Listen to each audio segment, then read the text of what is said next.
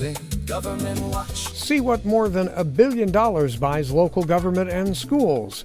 Around 6:30 p.m., Marysville Joint Unified School District trustees get a walk through the district's 2026-27 income and spending plan. Pledge of Allegiance. It's $215.8 million across the district. There's a public hearing. People can ask questions, weigh in. Adding it up, every kindergartner through 8th grader in the Marysville Unified School District could be learning math differently next year. Marysville School Trustees will hold a public hearing, then a vote on a new district-wide math curriculum Tuesday night. Parents who want to weigh in have at least one chance before the gavel comes down. At 7 p.m., the Yuba City Unified School Trustees also hold a public hearing on YCUSD's $240 million budget, along with the accountability plan that shows where the money goes and who it serves. The board votes on 10 electric school buses. That's an $8.8 million purchase, covered almost entirely by state and PG&E grants, the district picking up just $577,000. And at 15 Yuba City schools, 6,000 students are getting more music, dance, and digital arts, mariachi, ballet folklorico, and a new digital animation pathway. The annual arts report gets its board approval tonight. It's all live right here. Tuesday on Government Watch, you can support or sponsor. Help keep the community aware with Yuba-Sutter.LIVE.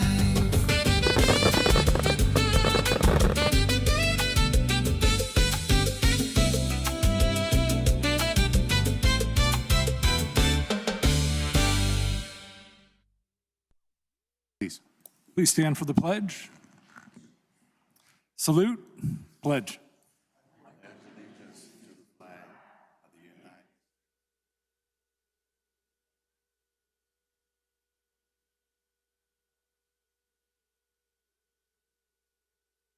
Thank you. Please be seated.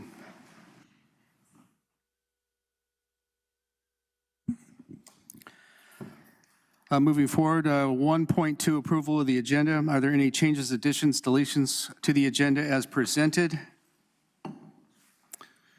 Then if not, may I have a motion to approve the agenda as presented? Motion from Seth Steeman and a second. Second from Oliver Taylor. All in favor? Aye. Any opposed? Motion carries 7-0. Announcements taken in closed session 2.2, matters pertaining to students. Under expulsions, EH252660 was an unanimous vote to approve by the board, 7-0. And expulsion EH2526-62 was also unanimous vote to approve. Suspended expulsion contracts, EH2526-61, there was a unanimous vote to approve. And then on reinstatements, EH25-24-25-67, EH2425-80, EH2526-03, EH2526-08, EH2526-09, EH2526-11, EH2526-14, EH2526-15, EH2526-17, EH2526-20, EH2526-21, and EH2526-27. There was a vote of 6-1 to approve. On continuous request, EH2526-64 was a unanimous vote to approve, 7-0. Moving on to 2.7, public employee appointment, employment evaluation, performance, discipline, release. No comment, no, and there's nothing to report. In closed session, a vote of 7-0 of the board to approve a separation agreement for classified employee 9789 was a unanimous vote to approve, 7-0. In a closed session vote of 7-0, the board approved Resolution 2025-26/36, releasing and reassigning certificated employee number 4637 of a unanimous vote of 7-0 to approve. Moving forward, do we have any comments from the board members? Mr. Stefan Fuhrer. Dr. Chong Yang.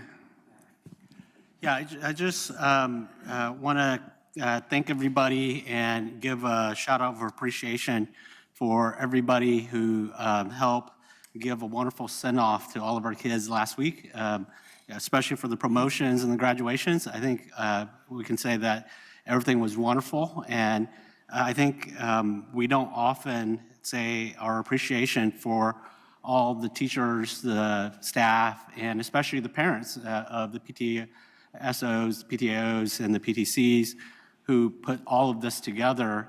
And without them, these kids can't have a wonderful send-off, right? Grad nights being held by volunteers. And so all of this comes together as a community, and being able to observe it as an outsider of everybody putting it together with their hearts in it to give all of our kids a wonderful send-off for graduation and promotion. So I just want to thank everybody for that. Thank you, Dr. Yang. Mr. Oliver Taylor. I'd like to thank everybody that had the opportunity to go to Arboga, and it was a blast. I had the opportunity to pick up chairs in a hot suit and a hot tie and a jacket, but I wasn't alone. There was many administrators and teachers and everyone that was there. I want to give a personal shout out to them. Veronica Michael, Kelly Lagoria, Amy Tao, Shayla Shropshire, make sure I get it, Penny Holcomb, Connor Shy, Jose Velarde, and we have Colleen O'Rourke. Make sure I got everybody was there. We got an opportunity to get a great picture, and it was good fun. That's what I do all the time at church. Felt like I was at church almost, picking up and putting them down. So great job, everybody there. So thank you for all that you do. Excellent. Thank you, Mr. Taylor. Seth Steeman. Yeah, I'd like to echo their comments on these graduations. This year, the graduations were exceptionally good. I just got to say, what a bold group of students we had graduate this year. Fantastic ceremony. Gives me a lot of hope for the future. Thanks. Thank you, Seth. Gary Criddle. Yeah, just continuing on this thread of graduations, that this is the best part of that job, is seeing all these people succeed and move on to the next chapters. I have to say, last week, it was one of the best promotion ceremonies at Linda's school. I think they kind of raised the bar a bit, because there's nothing like having a hot dog at 9:30 in the morning. It was awesome. Thank you. Thank you, Gary. And Mr. Frank Crawford. Okay. I also wanted to say I got my tan. Thank you, Scott Jackson. Great job with his staff and faculty at Foothill. Great graduation, very well executed and very well done. Moving forward, opportunity for employee organization to address the board. Ms. Angela Stiegel, Marysville Unified Teachers Association. Angela, you have the floor.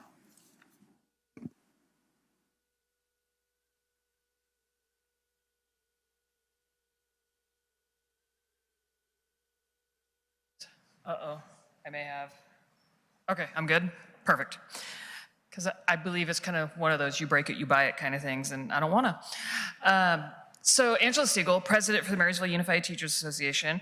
And to start off this evening, kind of echoing many of the comments from the board members, a huge congrats again to all of our graduates, all of our students that were part of promotion ceremonies, to all of their families and their loved ones that helped with all of that.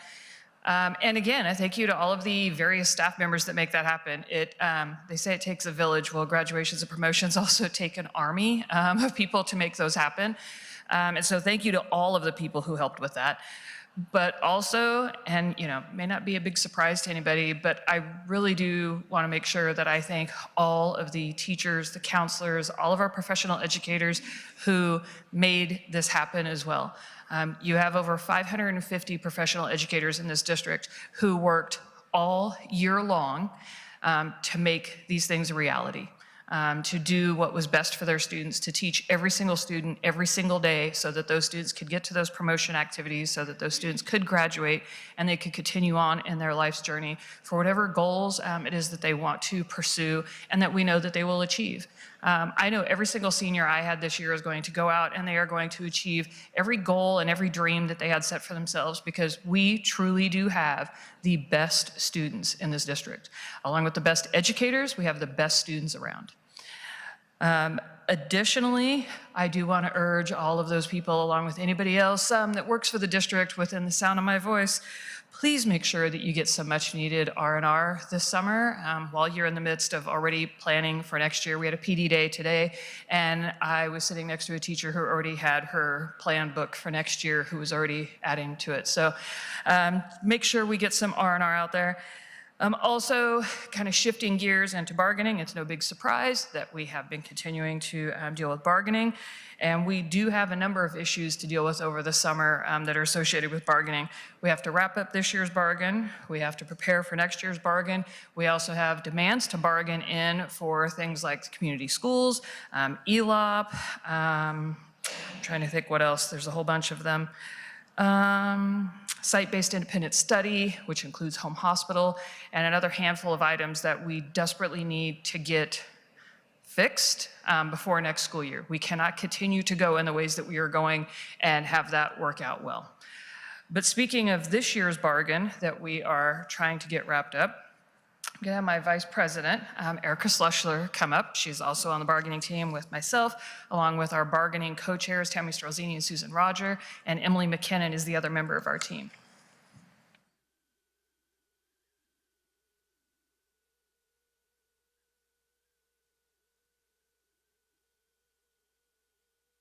Nope.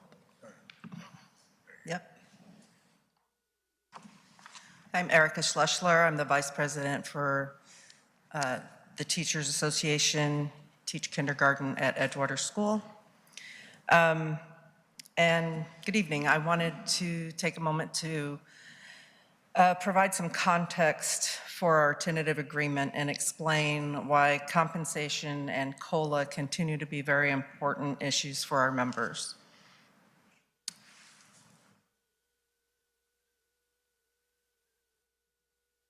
Oh, there it is. It's not about whether or not raises have occurred. The question is whether those raises have translated into meaningful increases in our take-home pay. So over the last 17 years, it's weird, I'm sorry, it's weird to not have that here, but okay. Over the last 17 years, health insurance costs have increased dramatically. In 2009, a premium was $1,153, and this coming year, it'll be $3,130. You can see that the teacher's contribution per month used to be $377, and now it will be $1,949. The district share has changed 52%. Increase from 776 to 1,181, while the teacher's share has gone up 417%.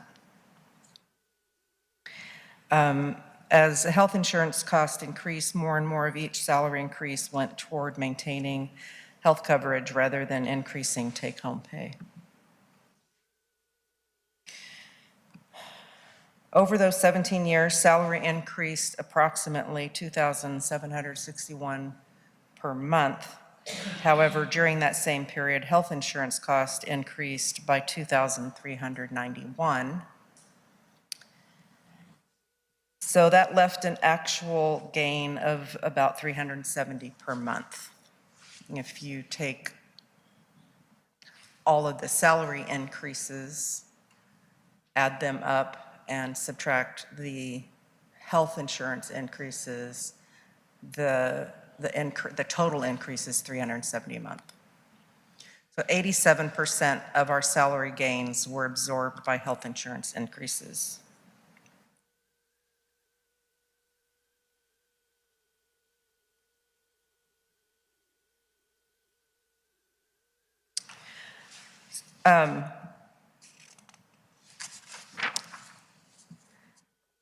In our tentative agreement, I wanted to share this slide because it shows how each of the different offers and considerations during bargaining, how they impact our pay. So the first thing that we were offered was 1.5% this year and 1.5% next year. And that would have translated into negative $147 per month for our average teacher and for this year, and next year it would be a negative $118 per month because of the healthcare cost increase. And so the next piece is if we had a 2% and 2%, and then 2.5% and 2.5%. We had been trying for the 3% raise for each of those years, which would have been a negative 35 increase for this year and a negative $1 for next year. So it would have come closer to balancing out with the increase in insurance. So the agreement that we have is a 2.25% for 2025 and a 3.25 for 2026. Of course, everybody has to vote on that, so it's not like in stone, but if that's what comes out, our take-home pay will decrease by $72 a month for this year, and it will increase $17 per month next year.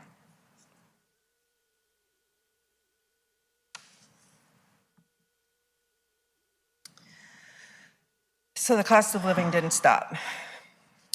We appreciate the work that went into reaching these tentative agreements, and we'll be sharing the details with our members for their consideration. My purpose tonight is simply to provide context and explain why compensation, health insurance costs, and COLA remain important issues for the employees who serve this district every day. While we aren't getting COLA, we are also having all of those increases that have basically been coming out of that $370 a month. If you have any questions, I'd love to help answer anything. Okay, thank you. Thank you very much. Operating engineers, local union number 3.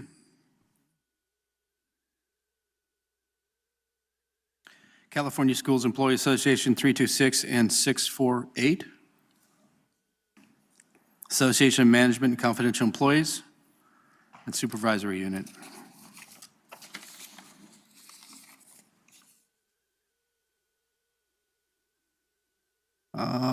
Public comments. Do we have any public comments tonight? Okay. Then we're moving on to superintendent updates. Superintendent Jordan Reeves. All right, so last week's graduations and promotions, I was able to attend all 5 of our comprehensive, well, not comprehensive high school, our high schools, South Lyndhurst, ABL, MCA, Lyndhurst, and Marysville. We had nearly 700 students graduate from our district this past week, with another 12 students who received AA degrees from Yuba College. Very exciting, but again, thanks to everybody. Many of our students started in kindergarten and then finished in 12th grade. So that kind of grade span of 13 years. The facilities looked absolutely amazing. Special shout out to our facilities and grounds for all the hard work they did, as well as all the staff, all of our administrators, all of our teachers. It takes a lot of work to put together the ceremonies that we had throughout the district, the promotions and the graduations, and they were spectacular. So again, congratulations to the class of 2026, and again, thank you to all the employees of our district, as well as volunteers, parents, and everyone who essentially made this happen. Thank you. Thank you, Superintendent Reeves. 9.1, impactful student interventions. Presenting is Dr. Gabe Simon and Assistant Superintendent Bob Eckhart to present.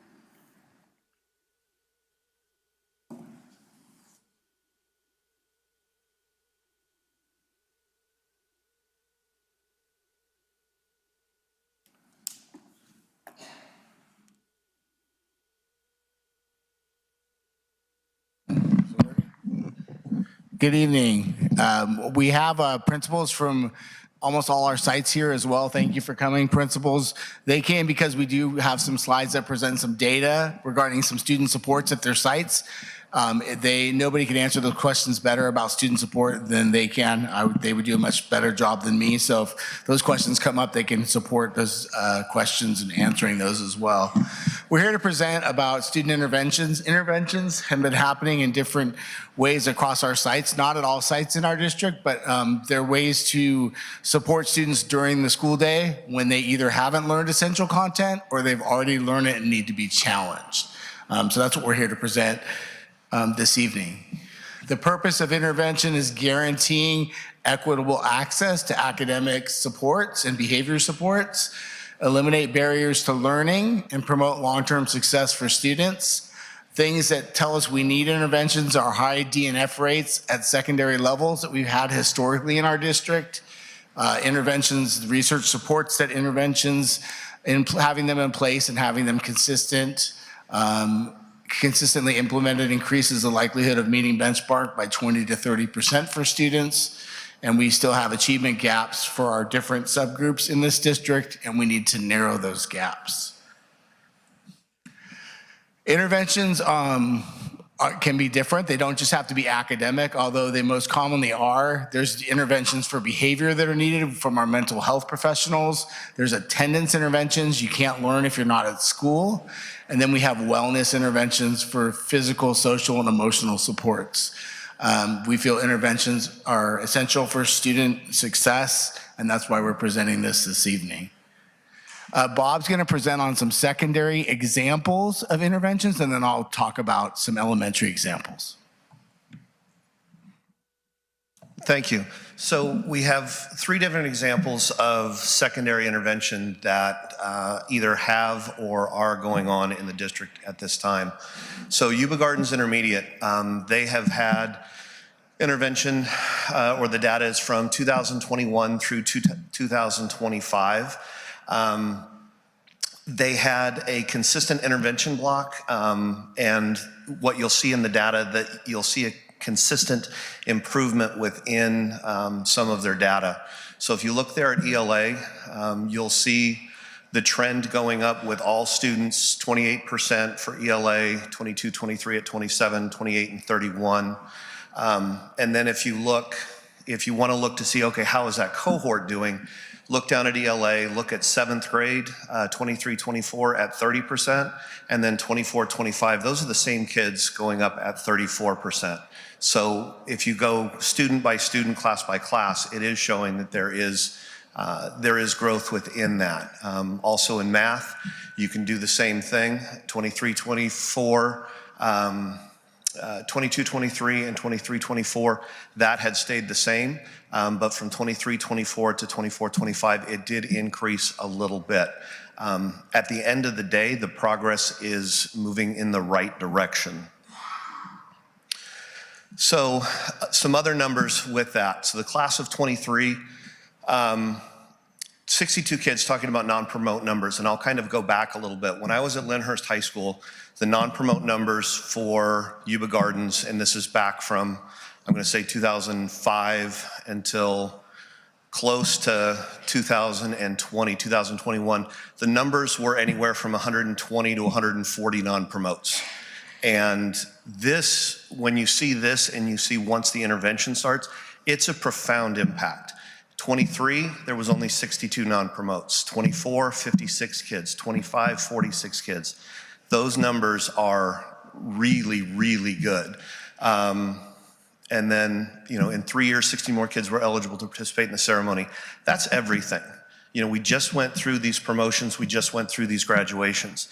This is as big, if not bigger sometimes, than what the academic achievement is. So being able to qualify for these events. Yes, their education is not finished at 8th grade, but it's a heck of a way to start their high school career on a stronger academic feeling, and also knowing, hey, I finished my promotion ceremony, I did it, I can do it when I'm at the high school too. That is something that is a reality.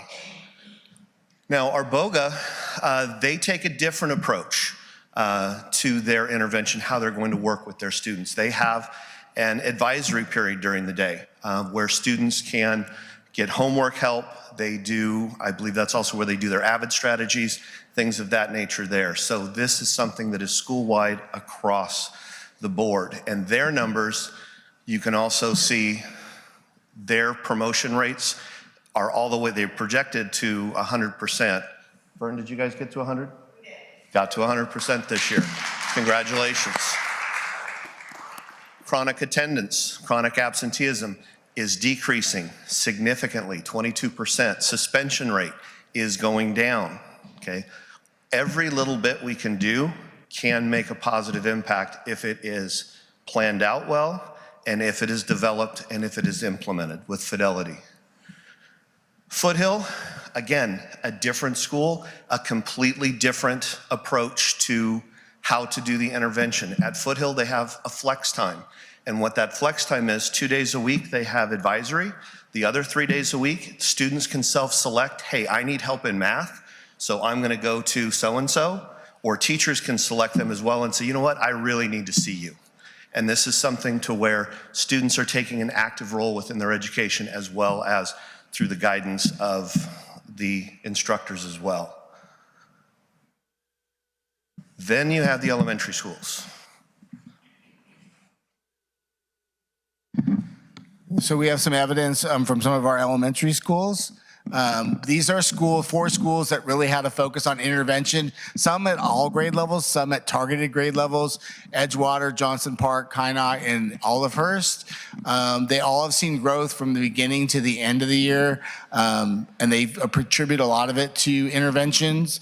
Because I know statistics pretty well and I used to teach it at the university level, I can tell you that you can never prove that some kind of program or intervention or curriculum has a direct cause or increase on learning. We can just show the relationship, and we believe there's a relationship between intervention, student support, and student growth.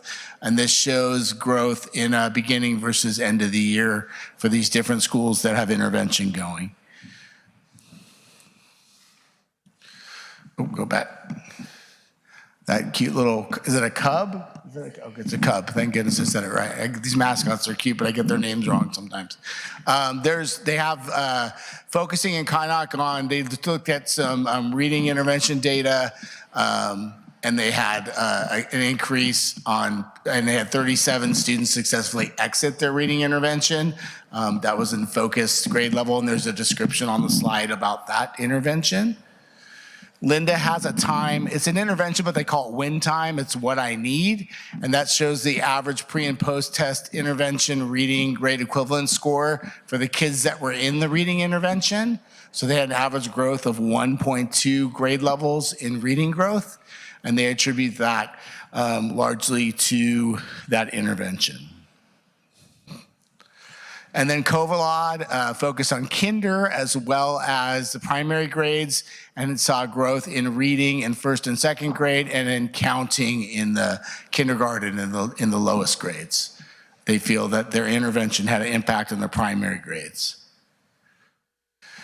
This is the Sharks. I love the mascot. It's so cool. Erica Schlesser has a shirt that says, "The Sharks are my emotional support animal," or something like that. It's a great shirt. But anyways, that shows the reading intervention data from the average growth in the blue to the highest individual gain for students in those interventions. They saw mixed results at 5th grade, but saw strong growth in the other grade levels, strongest gains in 2nd and 4th grade. They use data a lot at Edgewater and are constantly looking at ways to improve what they're doing for kids. Intervention is a large part of the supports they have during the school day, and teachers are a critical part to that. How do we monitor and hold students and hold each other accountable for improving interventions? You got to have input from teachers and support staff that are involved in the interventions, and these sites all have ways to get that input. They're the ones who know the kids and know kind of where they should go and what supports they need, and that's ever changing on a weekly basis. There's leadership teams or guiding coalitions at different sites that look at data. They track data, and there's examples of the data on in this presentation. And then we are we're excited about providing updates throughout next year as we try to implement interventions with more fidelity, provide updates to you on how that's going at the sites. And what we're kind of asking the board, and we'll take some questions, is we're asking the board at the next meeting to adopt a resolution across district-wide that prioritizes interventions and supports for kids during the school day in our key core areas of reading and math. By passing that resolution, you will resolve that interventions need to be part of the school day for all our schools, and then the sites will work throughout next year and the following year on crafting obviously with staff input and support on what that looks like for their unique needs of their students. So I wonder if you have any questions or thoughts?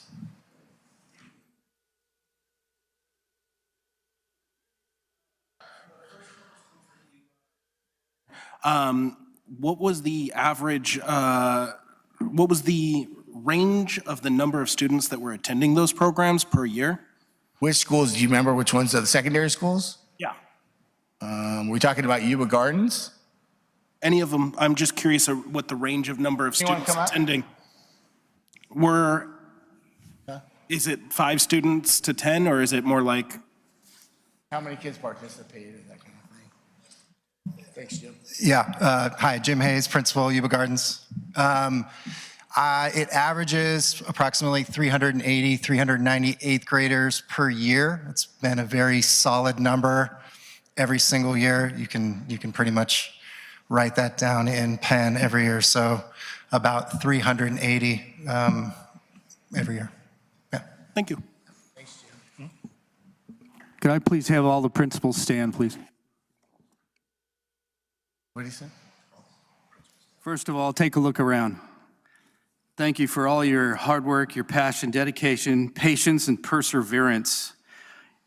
You all model all the expectations for your staff, teachers, and your community. Thank you. Thank you for your hard work and dedication. On behalf of the board, we applaud you.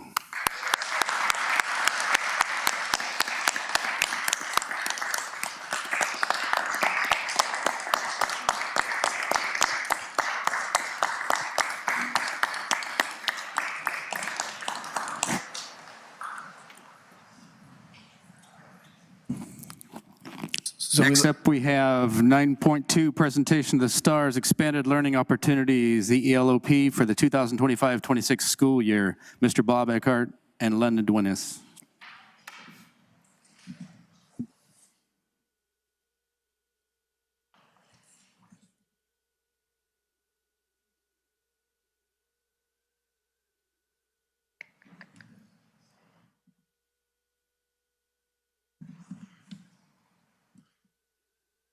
Button?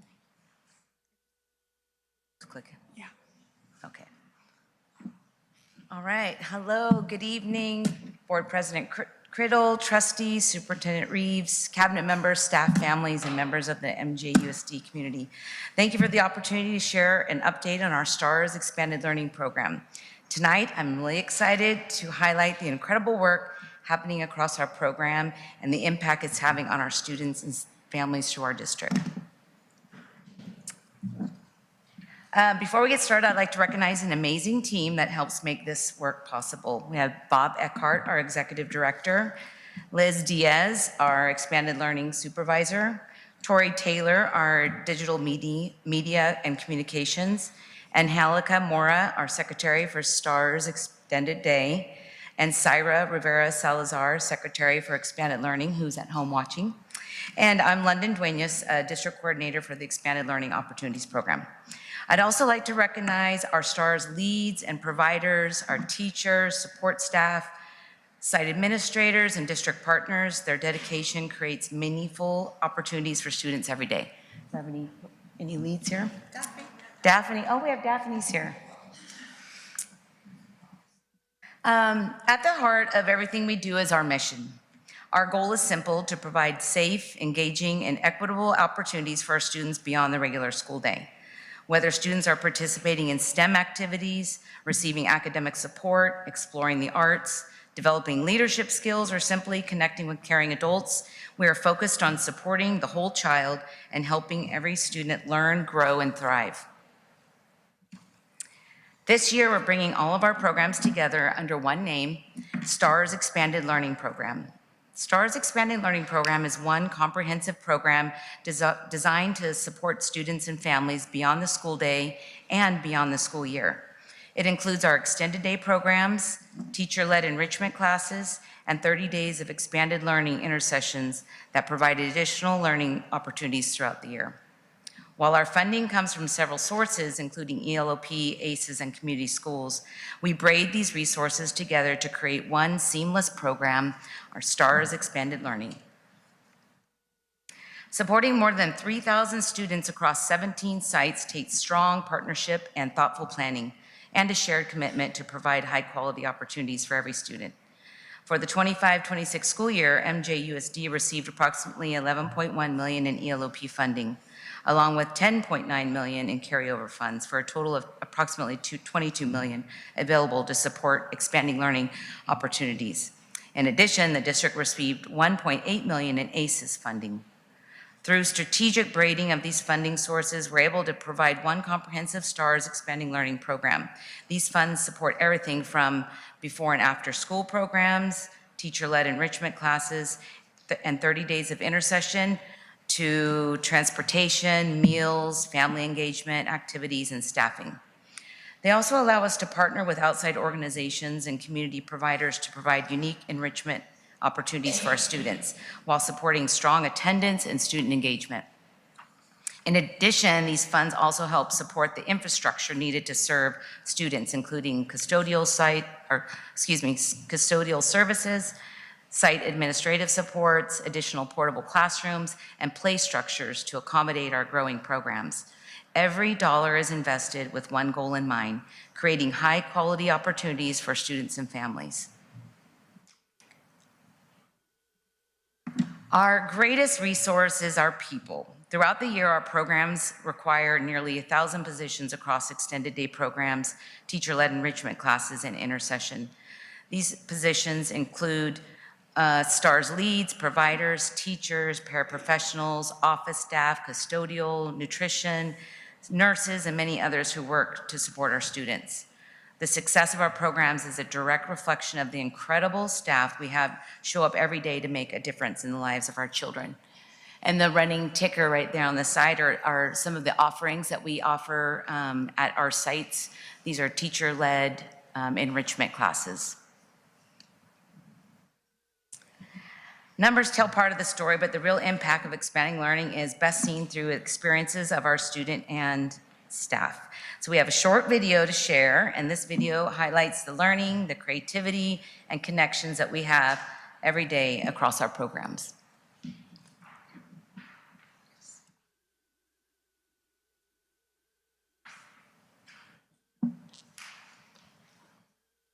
And I'd like to thank Tori Taylor for creating this amazing video that we're going to watch.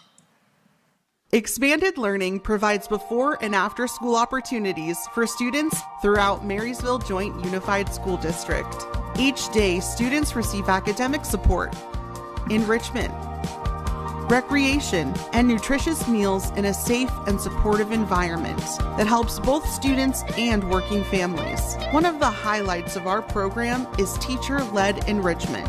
Students participate in hands-on experiences that build creativity, teamwork, leadership, communication, and problem-solving skills through activities like STEM, art, cooking, gardening, sports, music, and more.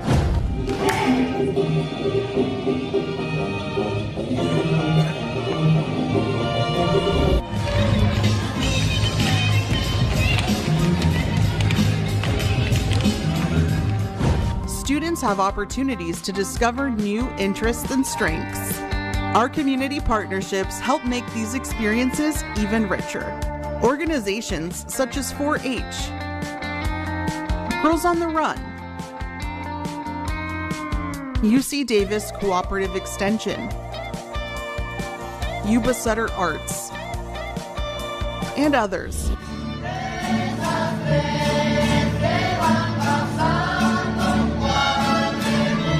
Provide students with unique opportunities that support wellness, leadership, culture, and lifelong learning. Expanded Learning extends beyond the school year. Through 30 days of intersession and summer programs, students participate in full-day learning experiences that combine academics and enrichment.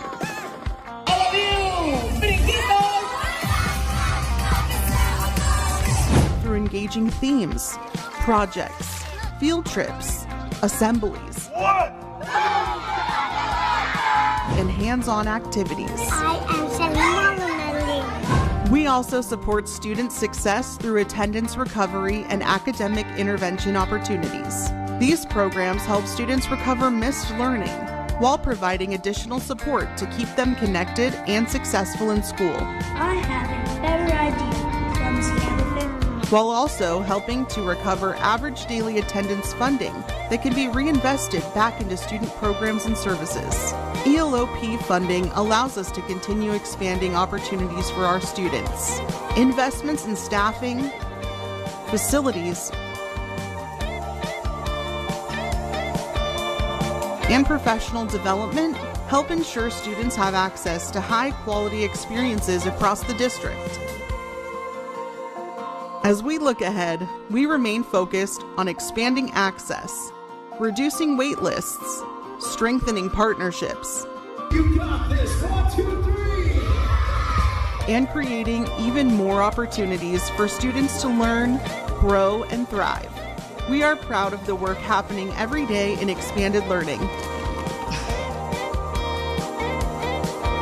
This is the best day ever. And grateful for the support of our board, staff, families, and community partners. Together, we're helping students grow, connect, explore, and succeed beyond the classroom.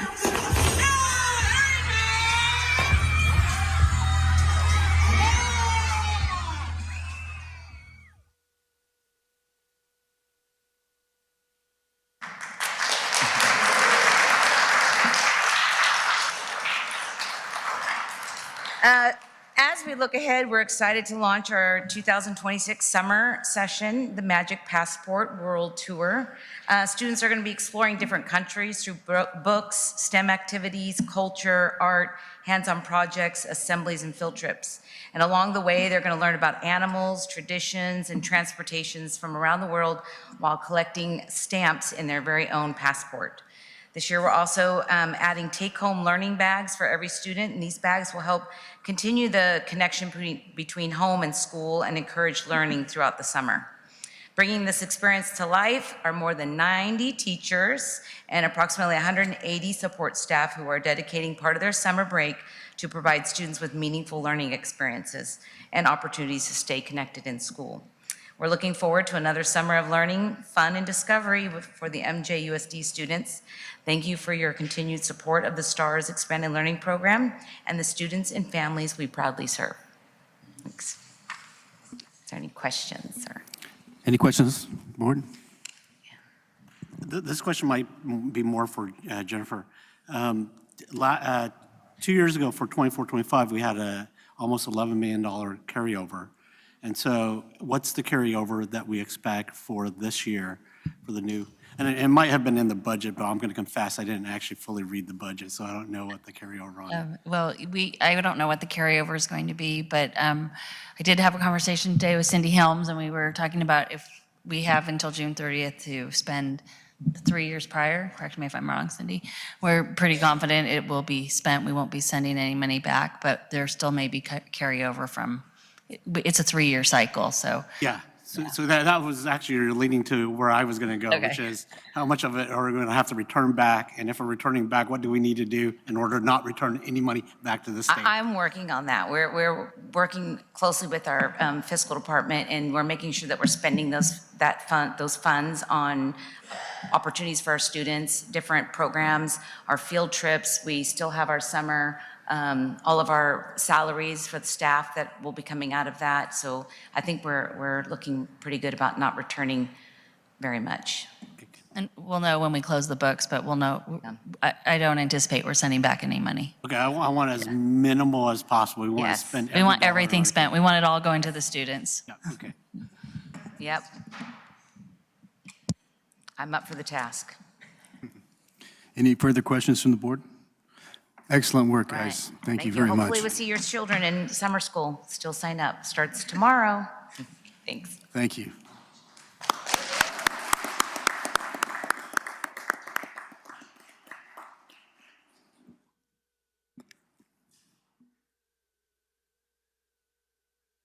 Moving on to 10.1, approval of the May 26, 2026 regular board meeting minutes. Board members, are there any noted corrections? And if not, may I get a motion to approve? Motion from Oliver Taylor and a second. Second from Gary Criddle. All in favor? Aye. Anyone opposed? Motion carries 7-0.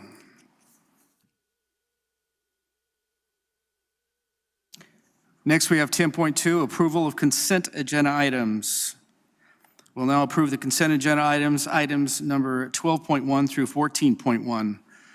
Board, are there any items on the board that you would like to pull for further clarification? If not, can I get a motion to approve the consent agenda items 12.1 through 14.1? I got a motion on the floor to approve from Frank Crawford. Can I get a second? A second from Mr. Steeman. Thank you. All in favor? Any opposed? Motion carries 7-0. Moving on to new business, Superintendent, 15.1, first read, Board Policy and Administrative Regulation 0450, Comprehensive Safety Plan. Superintendent Jordan Rees to present. Okay, this is just an informational item only. So again, first read, updating board policy and admin regulation 0450 regarding our comprehensive safety plan. Also 15.2, again, information item only, first read, to update board policy 2110, superintendent responsibilities and duties. And lastly, again, informational item only, first read for board bylaws, exhibits, 9200 limits of board member authority, 9250 remuneration, reimbursement, other benefits, E1 9250 remuneration, reimbursement, and other benefits, 9320 meetings and notices, 9320.1 remote meetings and attendance, 9322 agenda meeting materials, and 9323 meeting conduct. And we'll bring it back to at our next board meeting in 2 weeks for board approval. First read only. Thank you.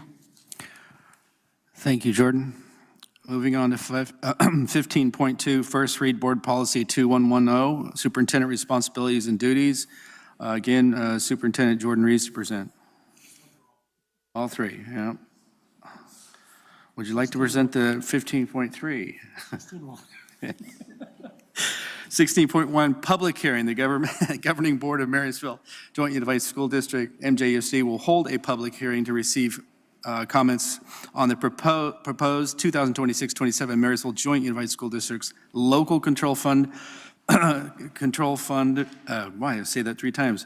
District's local control and accountability plan, LCAP, and local control funding formula, LCFF budget overview. Mr. Bob Eckhart to present.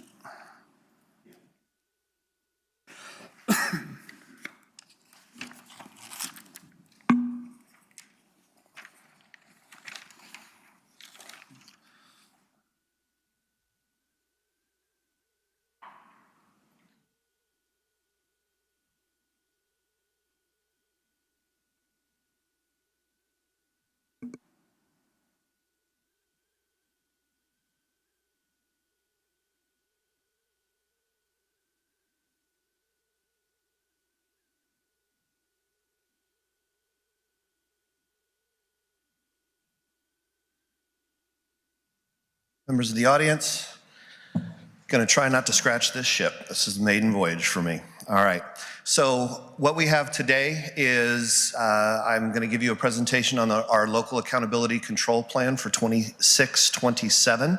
The LCAP is a tool that the district used to create goals and create actions that leverage our resources to meet those goals, focusing specifically on all students, but paying more particular attention to our EL populations, foster, homeless, low-income students. All of our goals have to be in line with the state 8 goals. Here is just a quick overview of what our demographics look like here at Marysville Joint Unified School District. It's stayed relatively the same over the past several years. You can see Hispanic is roughly 50%, a little less than 28 white, Asian, not reported, Native American 1.1. 14 elementary schools, 3 intermediate, 2 comprehensive high schools, 2 alt ed, and 10 early education sites. These are the 8 state priorities that our goals must relate to, ranging from, and I know you can read it, basic services, state standards, family engagement, pupil achievement, pupil engagement, school climate, course access, as well as other outcomes. We have 6 overarching goals within our LCAP. To improve student performances, to create an environment that addresses the physical and emotional needs of students and staff, to prepare our students for college and career readiness with all of the essential skills, to support our English learners with a system for equitable and grade level access curriculum, strengthen home and relationships by improving meaningful school-to-home connections, and then special education inclusion by improving access and inclusion opportunities. You can see on closer to the right each one of those goals, which state priority it addresses, and then within our LCAP in blue, our specific strategic plan. So we get an equity multiplier, which is goal 7. So the equity multiplier only applies for these 4 schools within the Marysville Joint Unified School District. The first 6 goals encompass all of our school sites. These are these 4 only.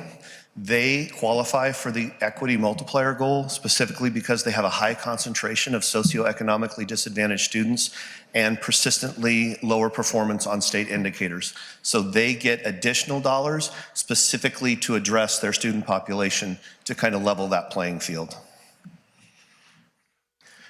In 25-26, we had a lot of successes. From improving students' services for students, Kynoch and Yuba-Feather, they exited ATSI. For literacy, 100% of our K2 teachers were trained in ECRI, 100% of our K5 teachers were trained in structured reading. We had EL support language academies for newcomer parents and students on Saturdays, 3 PK sessions. Our ELOP, as you had just heard, covered 17 sites, 273 classes, 4 intersessions, and if you want to do the math, it was roughly, oh gosh, what was it? I want to say they touched 5,500 students this year that went through the ELOP program. That is a lot. And then reclassification, every student that was eligible for EL reclassification was reclassified, which is 169 students. Recognitions was also a good year for Marysville Joint Unified School District. South Lyndhurst High School received the Model Continuation High School Award.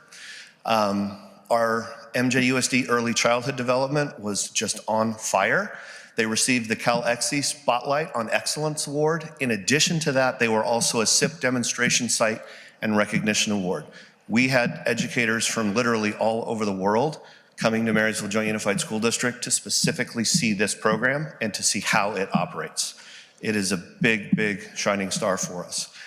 In addition to that, the UPK3 Literacy earned the Golden Bell Award for this year. And again, that is extremely noteworthy, and we have a lot of agencies looking at us to see just how we did it.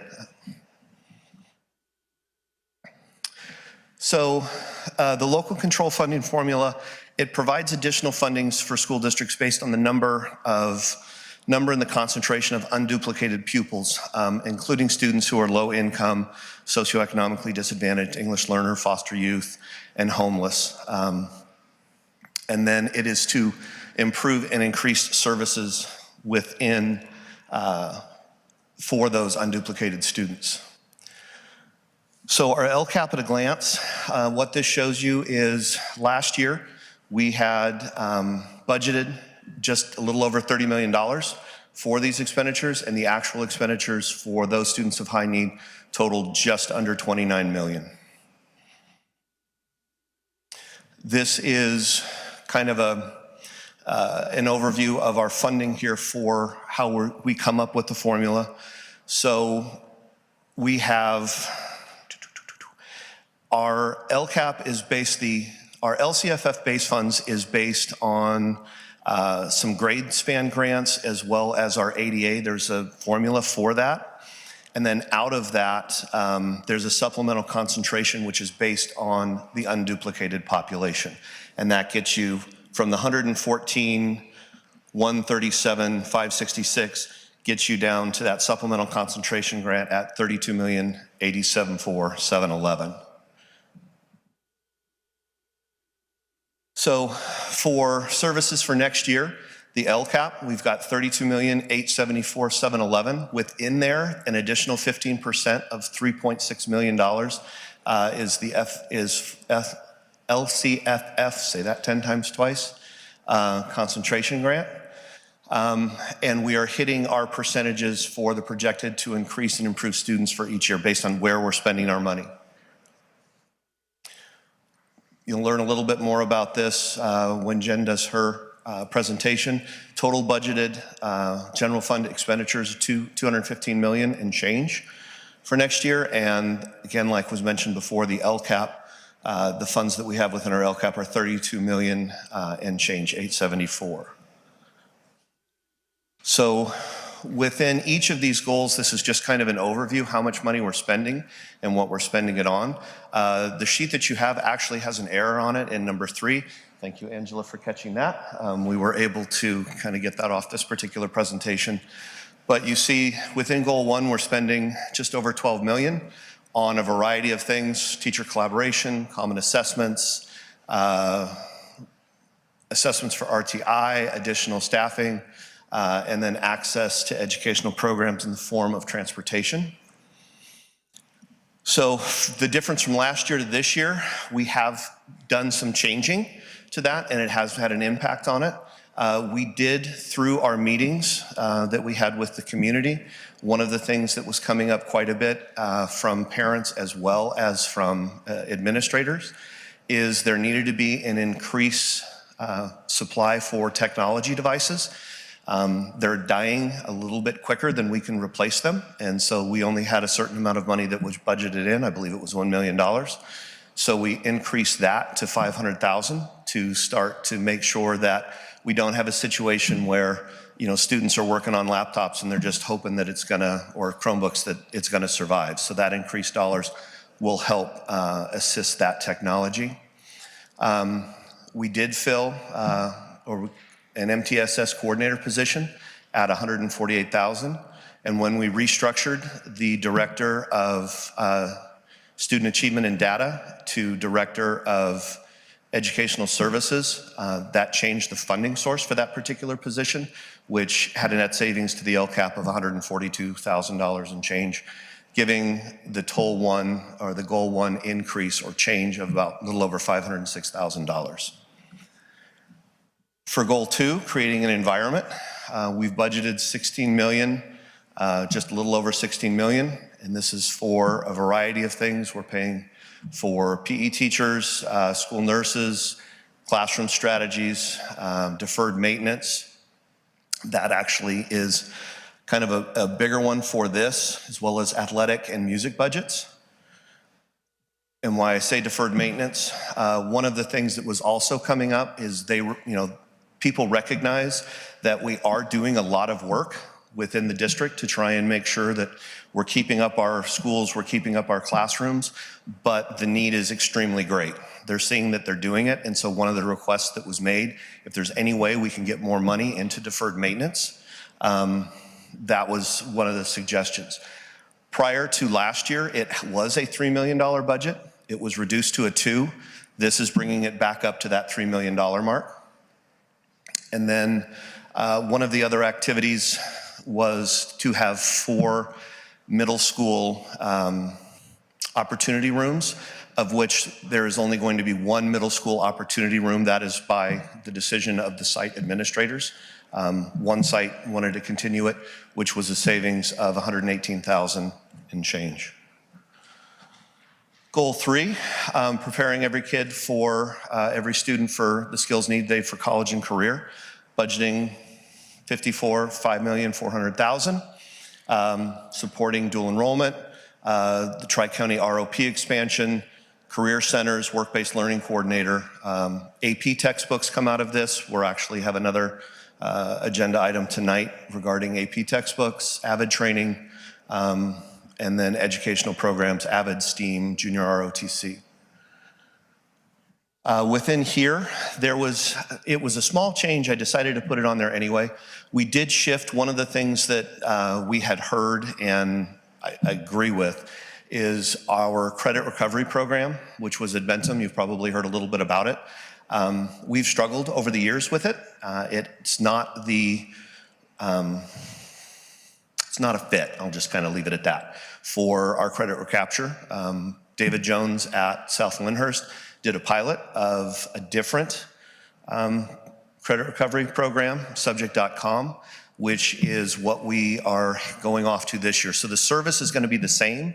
We're just changing what the curriculum is, for lack of a better term, what the program is. And it's about $7,000 more. Goal 4, to build a system of support for English learners. We have PD in there, translation services, our EL facilitators at about $1.8 million. There was no changes significant in that goal. As well, goal 5, to improve meaningful school-home relationships. Our auto dialer, attendance clerk, SARB clerk, all of that's in there, and there were no changes to that particular goal. Goal 6, improving access to inclusion opportunities for special education. We are funding special education coordinators as well as special education transportation in the form of $2.9 million. There were no significant changes to that. And then these are continued services for Goal 7. And remember, Goal 7 is just those 4 school sites. Okay? They're going to continue to do what they have done in last year. We're also required to indicate we've got a learning recovery block grant. So our total grant award was $13.5 million to run from 22-23 to 27-28. This particular year, we've budgeted $3,219,000 and change. And these are the areas in which it is being allocated into. So in a nutshell, our base funds are $112 million. Our LCAP expenditures are $39,332,535. And we do meet our obligation for hitting our targeted populations as far as the expenditures go.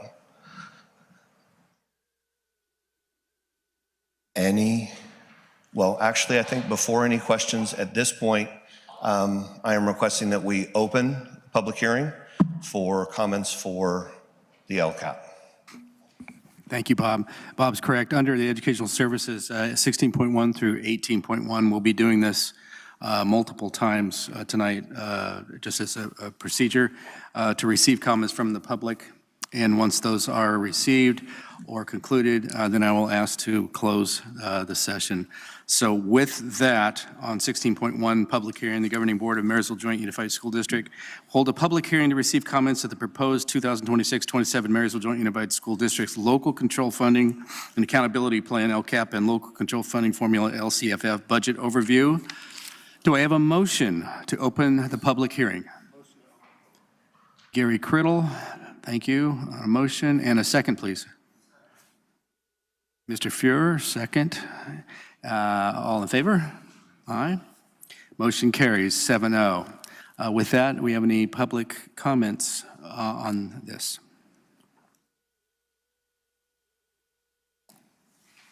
Well, I know this is a shocking development. So Angela Stiegel, President for Marysville Unified Teachers Association, and I have a number of questions, and I thought it was easiest if I just went through the LCAP at a glance and kind of did them that way. And so I believe the board has those. Oh, you're actually about to have them, so it's like hot off the press.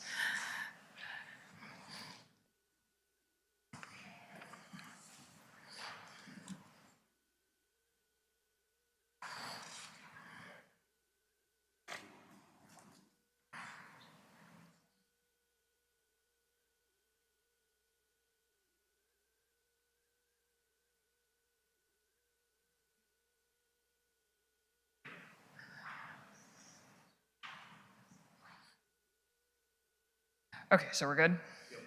Okay, so I think the first question I know the answer to, I think, but I don't want to screw this up. So on, I believe it's the second page, it's 1.12, the Director of Educational Services. I think what I just heard is the reason that number is so small is because that's just the difference in funding that's needed for that. So then only that portion of the Director of Ed Services is going to be funded through LCAP?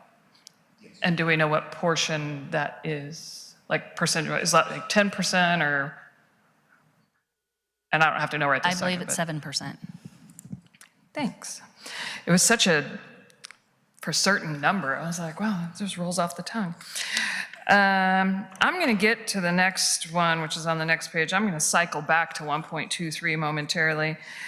On 2.9, the additional administration, I'm just a little confused because it says we're at 1.6 million. I thought that was the same number as last year. Is that correct? I believe you're correct. So where I'm kind of... Sorry to interrupt. What number are you on again? 2.9. 2.9, okay. My bad. 2.9, additional administration. So where I'm kind of confused is we've had at least 2 school sites that came here for months asking this board for some relief in regards to the fact that they were going to be losing or having their APs reduced. And so if we're reducing APs at our elementary schools, then I have absolutely no idea how we're still managing 1.6 million in the same number in that. So if somebody, whether it's Jen or Bob or whoever, could make that make sense. Answer that, because I had the same question. We did cut 2 positions, but we have cost of step and column and potential salary increases that we've built in there. Okay. So then that's going to come up again. So where I'm also really quite confused is if we go to 2.23. When I was reviewing this last week, it was 4 FTE for the middle school opportunity room at a cost of $265,000. Now suddenly we have half that number and it costs more. I'm confused as to the math. So I can speak to that a little bit. First, the positions for last year, there were 4 positions when it was written in. Only 2 positions were allocated for out of 265. This year, and I'll be the first one to admit, I did not adjust that number. It should actually be a little bit smaller than that to reflect just the 1 position once we went and surveyed all of the sites. Off the top of my head, I want to say it's 146 and change. So I will have to make that change. Okay, gotcha. Yep, and it will also reflect 1 FTE. Okay, thank you. And then flipping over a couple of pages to 5.2, EduClimber. This will be no shock or surprise to at least 3 people in the room. So EduClimber, we've been paying for EduClimber out the wazoo for this entire cycle, and I think maybe even a little bit before that, and we have absolutely 0 to show for it. Nothing, not a zip, zilch. And so I understand it's been explained to me that we, for some reason, have to like power through. We have received, I can't even count anymore how many excuses from EduClimber as to why they can't get their job done and why they can't fulfill their contractual obligations to us, but yet we keep giving them money. And so I just kind of want to put it out there. I'm pretty sure that what I say here is not going to change that, and I'm pretty sure that some people are like, well, $31,000 is not, millions of dollars or anything, but it's $31,000 that could be going to, I don't know, maybe fund a partial VP back at a site. Along with the fact, if you include what we paid EduClimber last year and the year before that, like, they should owe us money at this point. Like, and if somebody wants to show them this, that's totally fine, but I'm like, we should be suing them at this point for this money back. Sorry. No, good point. Thank you for bringing that up. This is the last year of that ended contract. That's what they say. Yeah. I mean, I will say that I wish I could get $31,000 out of any school district, much less my own, for absolutely nothing. And then if you include, I believe the first year was more than $31,000. I think last year may have been the same, but I'm not 100% sure. But I think the first year was a bit more. But really, and again, I know, again, for at least 3 people in the room that I'm like preaching to the choir, quite literally, because I know that these 3 people have been just as frustrated with EduClimber as I am. But more than anything, it's like putting out there in the public realm that this is pathetic, and like EduClimber needs to step up. It's the time and the place, like, put up or shut up. And at this point in time, they should give us the sun, the moon, and the stars. If we're going to continue to give them this $31,000, they need to get their job done, stop with their pathetic excuses, and stop hosing my school district. And that's not the most professional way to put it, but that's the point blank way to put it. So thank you, EduClimber. There's what I think of you. If you have any suggestions also moving forward with a replacement that would much better suit us for data aggregation on that, I'm all ears. There's a ton of stuff that we have available to us within Aries even. Aries has just continued to add more and more and more through all of that. But also we have so much available to us now through the dashboard, through even our CASP, especially now that we get our CASP results back so quickly from the state. I could almost understand it when it used to be like December when we would get our results for our CASP assessments that we gave in April, May, and June of the year before. And I know, like, Doug and Gary, you both know this from working in school districts as long as you have. I mean, that's how it used to be. And then it got to where we finally got it in like September, October, so it kind of was still difficult. But now, like, my students, my juniors had their results the week before school got out. And so I think between all of that, we really probably have the means, and that's been a question for even the last couple of years. I think maybe that's why Aries has been continuing to add so much within what it has. But I mean, and I could continue to look that up too. And again, sorry to kind of rail against it, but it just really irritates me to see some company somewhere continuing to be like, well, we're gonna, and that's what we've held on to. I mean, like, and I don't fault the district, especially for year 2. I mean, like, year 1, they kept telling us, we're this close, we're just, give us another couple of months, we're so close. And so when you've already invested that amount of time, energy, and effort, because by the way, EduClimber is not just something that, like, these people off in Never Never Land at EduClimber world do all this work and everybody here just sits back. Like, EduClimber has sucked up the time and hours and work of a number of people in this district, and we have nothing to show for their hard work either, which is really quite sad. But I mean, I will see. I'll definitely check with some other people that I know in the education world, and I'll even check. I'll be at State Board of Education next month, and I'll see what CDE may have to offer or suggest as well, and I can let you know. And I know what? I have faith in you. I know you'll find something. I will try my best anyway. Thank you. So to go back to what I believe to be the biggest problem with our LCAP, which I will try to not be quite as, I'll be really quite nice about, no, I won't. Actually, I'm just gonna be really quite direct about, if we go back to 1.23, the coordinator of MTSS, this has kind of been one of the things that has really irked me for some time now, because as you all know, our LCAP is 3-year cycle, 3-year cycle. So when we had our 3-year cycle, 21 to 24, 21-22, coordinator of MTSS first shows up in our LCAP. And the teachers union expressed concerns at the time because nobody had even had any training on MTSS. It just all of a sudden showed up that it was something we were going to do, we were going to implement.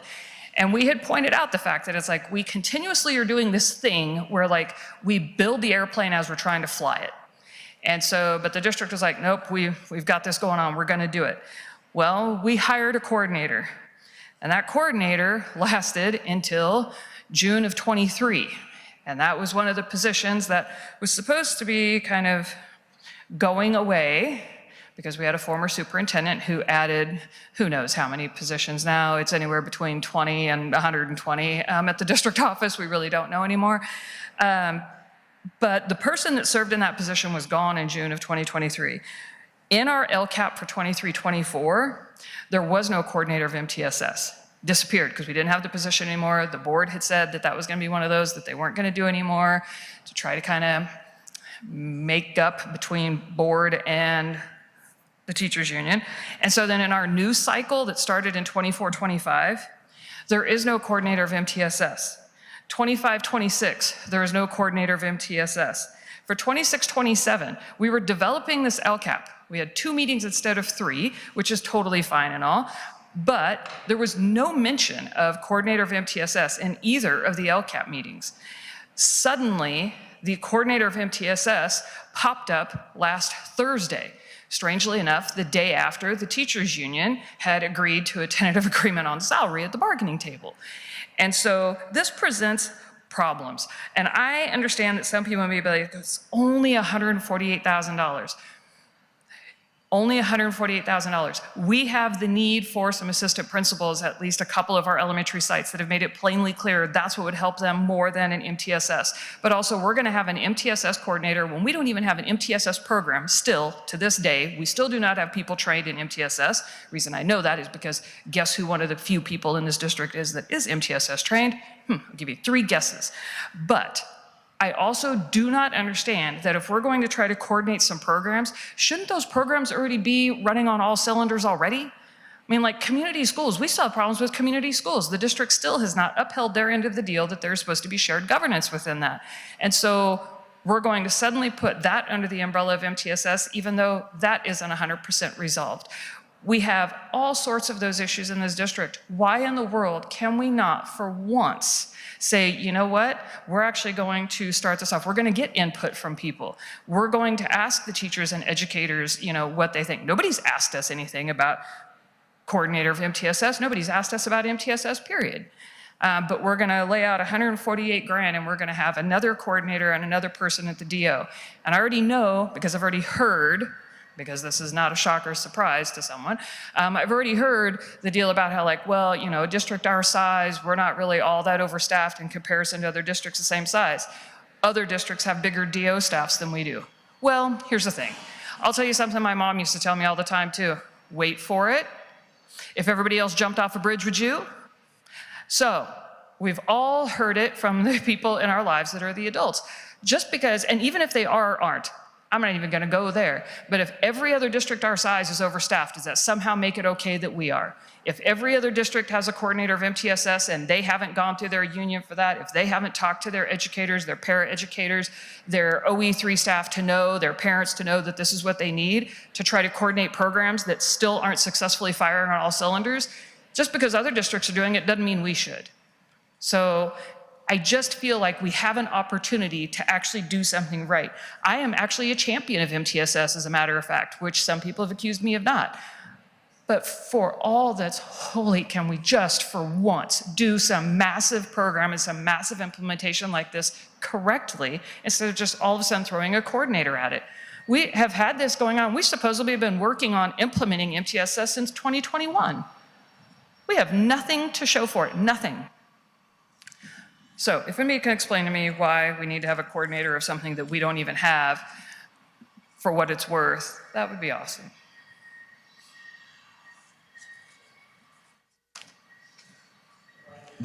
If I could make a comment, we did do a study in comparability recently, very recently, with other unified districts.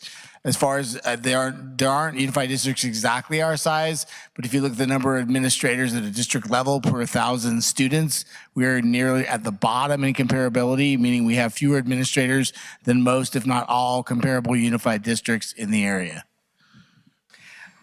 And here's another interesting thing, a little tidbit to go off of that. We can add people to district office while we're cutting positions in classrooms. Bizarre. And so for me, I will tell you right now, Marysville High School is down an English teacher for next year. But yet we can add another position here. And if you want to go with comparability, we can go with comparability. Look at Marysville High School just as an example, and look at our departments. The English department is the only department that has a 4-year requirement for graduation. But yet we're not the largest department on campus. We have departments that are electives that are the same size as we are. And so there are a number of things that are leading into that, which I am more than welcome to explain to the board. But if you're going to cut APs when people are asking for them, if you're going to cut teachers in classrooms, and then you're going to add at the district office, understand the optics for one that are involved, and understand two, that it does make it look like your LCAP is a bit weighted towards certain things and certain priorities that may be askew to what you're proclaiming in this document. Thanks.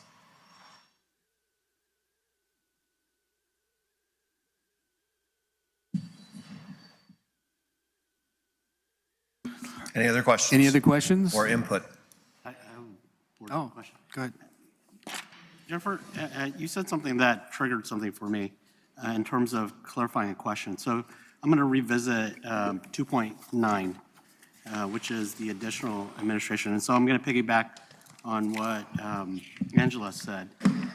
So the goal for 2.9 is that we're going to add additional administrators, and it's targeted around really 3 groups, right? We're talking low SES, English learners, and foster students. So my understanding is that those APs at the elementary level, part of their salary was funded by ELOP, is that correct? That's correct. And then, so as advocating for, let's say, Ella, I'm looking at Ella's number, and these numbers are coming from the SARC from this year. 82.7% of their population is low SES, 33% is EL, and 6.9% is homeless. So very high, and if you compare that to the other elementary school that we have, they are very high, and they're one of the schools that have the AP taken away. So my question then is, of that 1.6 million, how much of it is going to Ella? Right, because we're talking about equitable, right, to the population of high needs, and we're talking about in our LCAP, we're going to spend 1.6 million. I want to know how much is it going to the schools that I represent. I don't have that information off the top of my head, but I could get it for you. Yeah, because I want to know if they're not getting AP, what site administration are they going to get? So, Dr. Yang, Ella will have an AP. It's just reduced to a half. Correct. But there are some, I agree, but there are some elementary who don't have the same level of need, right? So the reason why I brought that up is that in 2.9, we target 3 items, right? And 2.9, I'm reading it, it says, increase home-to-family connections for low SES, EL, and foster students. That's why I'm asking specifically, not that they have a partial AP, I'm asking of the 1.6 million, how many of it is going to the school I represent, right? So that we have good context of understanding, okay, I know the socioeconomics of the schools I represent. Ella's the lowest of the 2 schools that got their AP taken away, and that the 3 schools, if you count Johnson Park, right? 82% is SES. So how do we justify 1.6 million spend in our LCAP for low SES? It's written here, and we're not willing to spend of that money, because that's why I asked the leading question, is the AP not paid by ELOP? And the answer is yes. So then what's the other half that those APs are not being paid for? And I know you gave the answer to Angela. Mm-hmm. Part of it is because it's 1.6 million because of the increases in step and column, right? Correct. But what I want to make sure is that my schools are not being used to balance the budget, right? Okay, I can bring you back that information. Mr. Taylor? I have a clarifying question on goal 3 of your LCAP. If you can go to that page. It says it identified increases to improve services of $7,000. What is the actual cost of the program $225,000.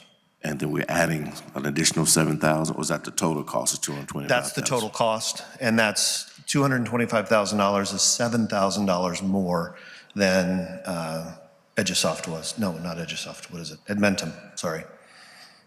You said, and what was happening is that the programs, they wasn't working, so we switched to something else, and the additional cost is based on the switch? Yes, so some of the issues that we had with Edmentum were, I'll be quite frank, student and adult controls in terms of for the integrity of the actual curriculum itself. You know, making sure that students are getting the work done and getting it done in the most appropriate way. It was more independent, and there was some room for, let's just say, creative education, okay? Students taking other avenues other than simply learning it. There is no perfect system, but Subject.com has measures in place to where some of the issues that we were dealing with at Edmentum cannot happen in this particular program. They've got it locked down. And after having teachers at South who have done one program do the other program, as well as talking with the students actually preferred Subject.com. And I was asking the teachers and saying, okay, you've done it for a semester, what are you seeing? Are students being able to get around different things? And they're like, no, not at this point. Not saying that they won't, but across the board for a credit recapture, this is a stronger program. Subject is. Are we locked in contractually? Is there a contractual, say, for a year or 2 year, or can we just? Yeah, it's year to year. Year to year program. Yeah. And that's 225,000? Yes. And the difference between Edmentum, one of the key functions that's different from Edmentum and Subject, if you look at the contracts, Edmentum, and I'm just going to kind of make the number up, but it's close, we purchase 1,600 site licenses. Every student who takes a course, whether they finish it or not, so if I assign it to you and you turn it on, you've used a course. Let's say you stop doing it, or you finish it, whatever it's going to be, you own that course. With Subject.com, you buy a seat. So you finish your course, you get out of your seat, metaphorically speaking, Dr. Yang gets in your seat. So, because within the course of the school year, there is a rotation of students coming in, they do what they need to do, they get their credits caught up, they don't have to do it anymore, so it comes in. So that structure is a little different as well. Also, the program was piloted by Mr. Jones's teachers at both North and the South campus throughout the year. So the decision was made once they piloted and feedback from the teachers and site administrators and staff. So that also helped in the decision making. I'm also under the impression that it uses AI to combat AI. It does. Yeah. Interesting. It does.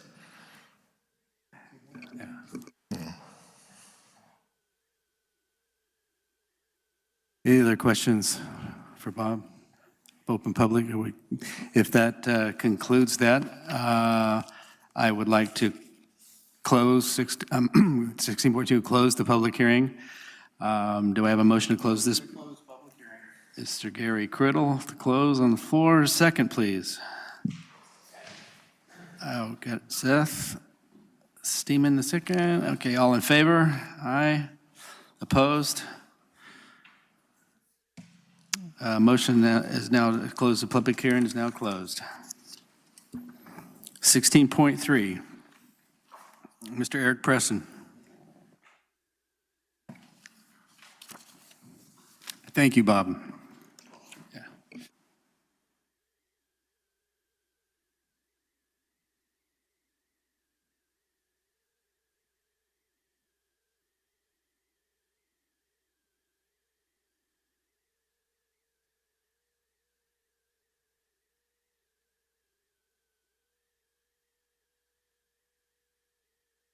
Hello, members of the board and cabinet.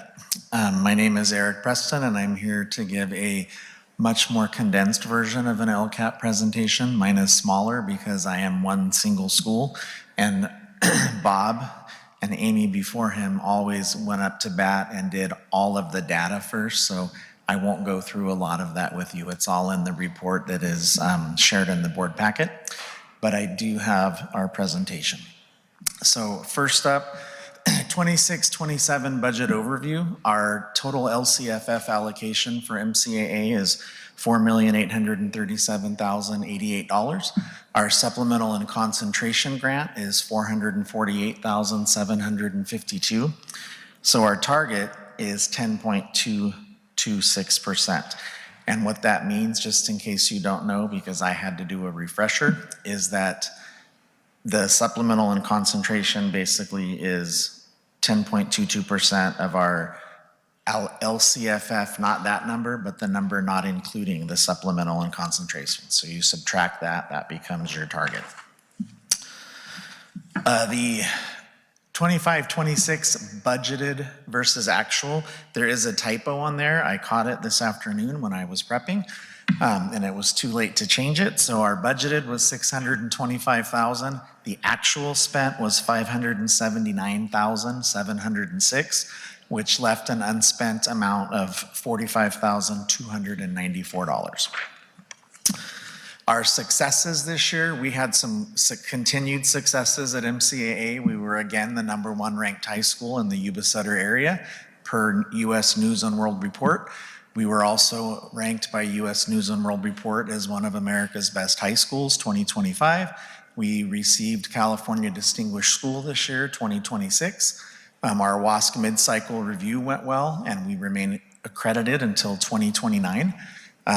We were this year selected an Academic Innovations Career Choices Silver Medal Award winner.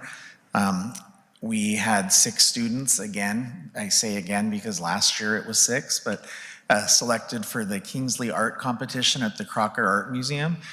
Those students had their art featured there for roughly a month, and then there is an award ceremony at the end of this month where we will find out who placed and who didn't. We've had multiple students have work displayed at the 2026 Chalk It Up High School Self-Portrait Show in March at the Verge Center for the Arts in Sacramento. It was a full Sacramento region art show, and it was put on by Chalk It Up, and they worked with art instructors all over the region. And I want to say there were about 300 pieces selected there, and I think we had 8 there. We had 9 students win awards at the Linnea High School Theater Festival held at Folsom Lake College in February. That is a national theater festival where students come and they perform individual, they perform duo, they perform musical theater, one-act plays, they do technical theaters, or they do some technical theater things, and we came back with more awards this year than we ever had.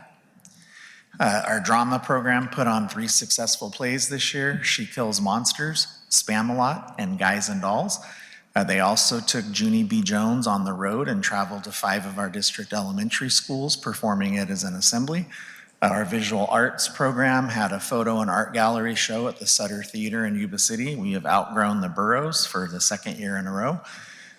This year, super happy because this was one of my goals, not to oust IT, but I wanted more space for our school, so I'm glad that this happened. Thank you, Mr. Reeves. We took over the former IT building and over here and converted our old offices into a music room.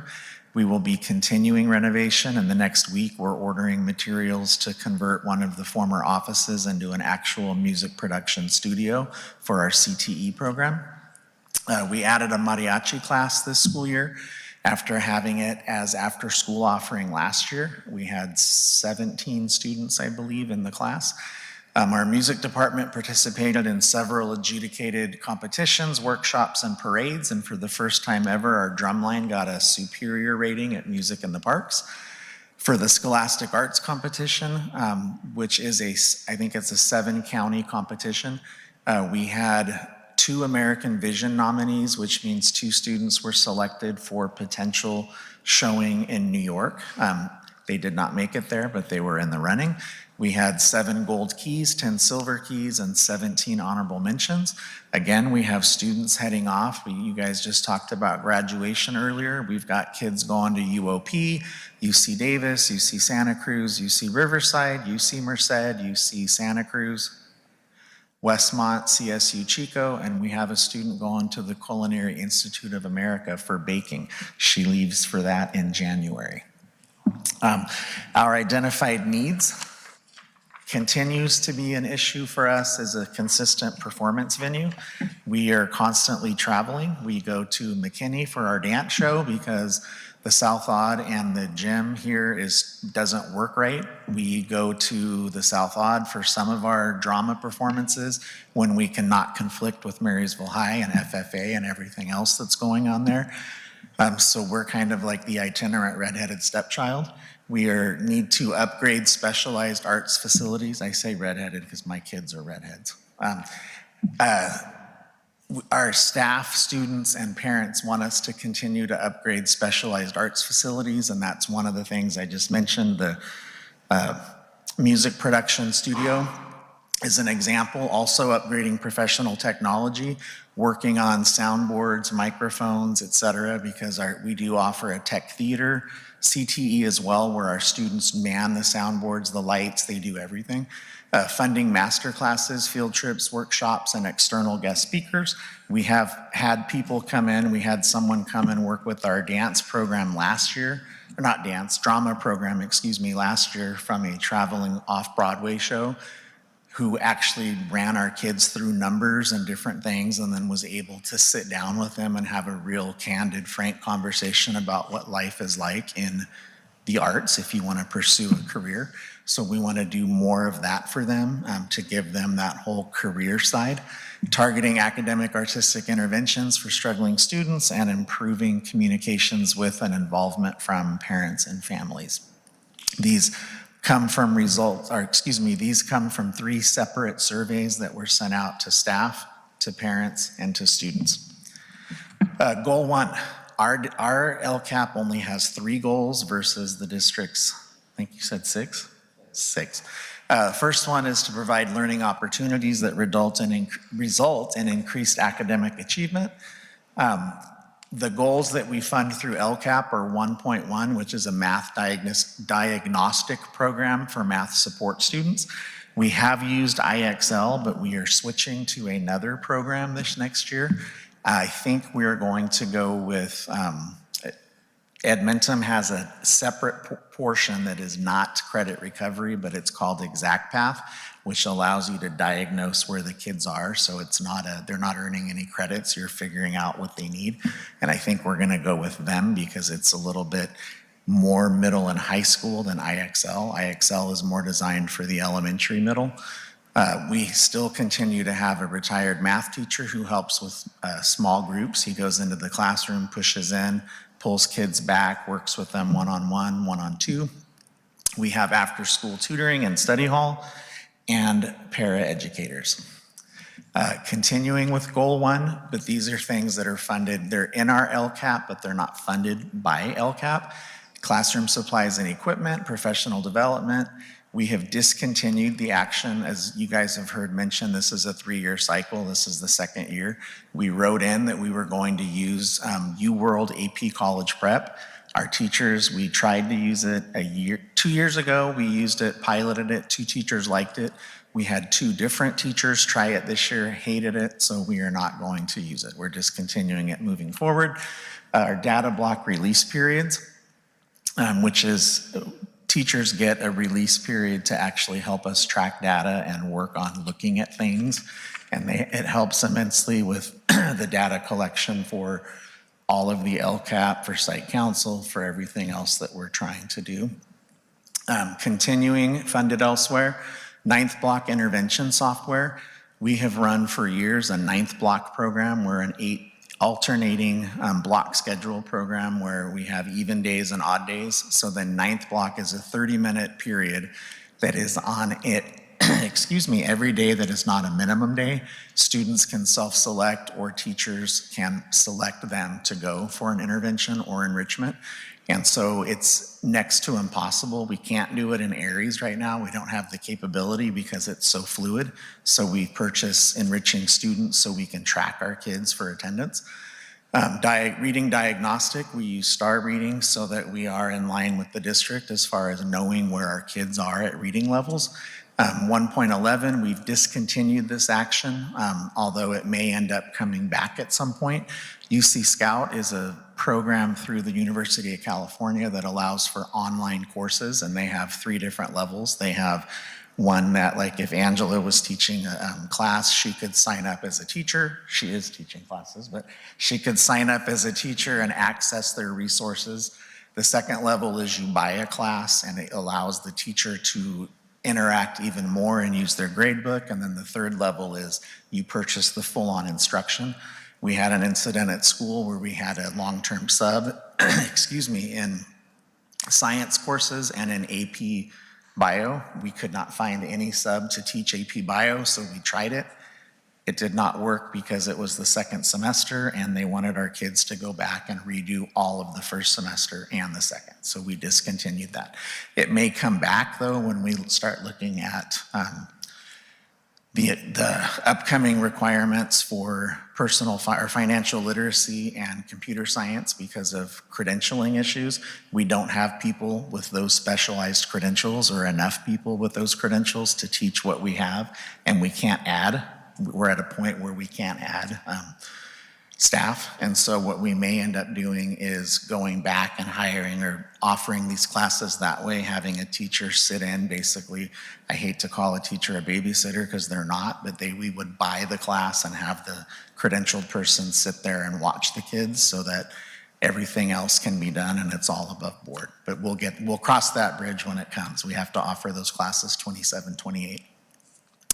Summer school is the last one from that. Goal 2 is to continue to support visual and performing arts, engage students, and then going back to career-related skills.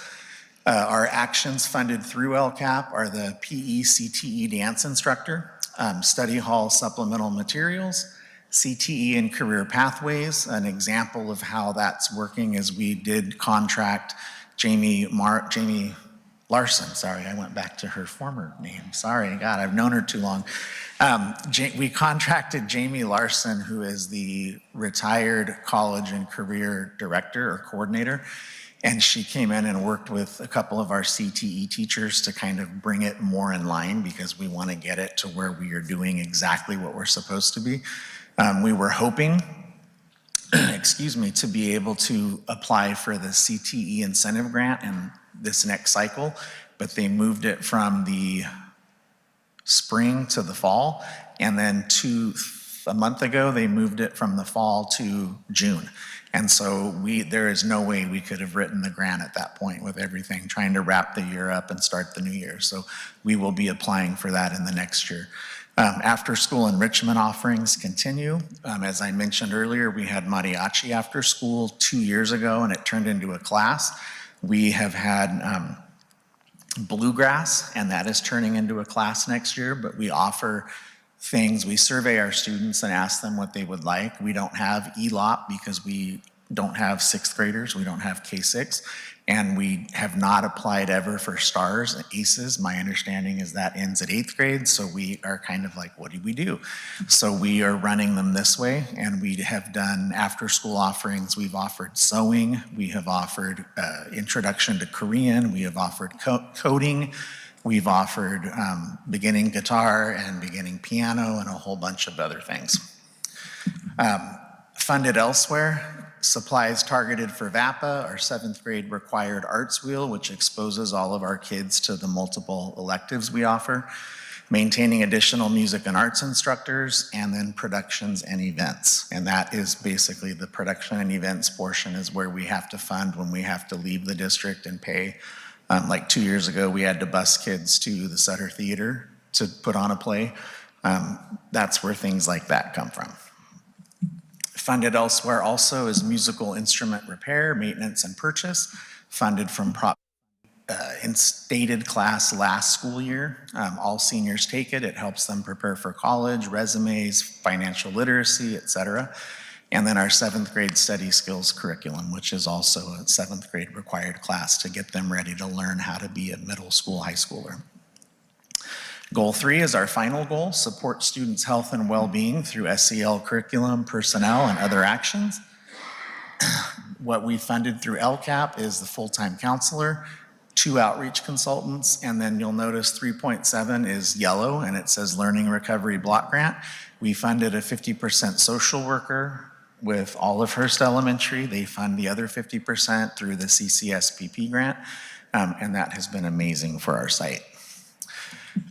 Goal 3 actions funded elsewhere are the SEL curriculum, motivational and culturally diverse speakers and field trips, leadership opportunities after school, class meetings, rallies, link crew, peer mentoring.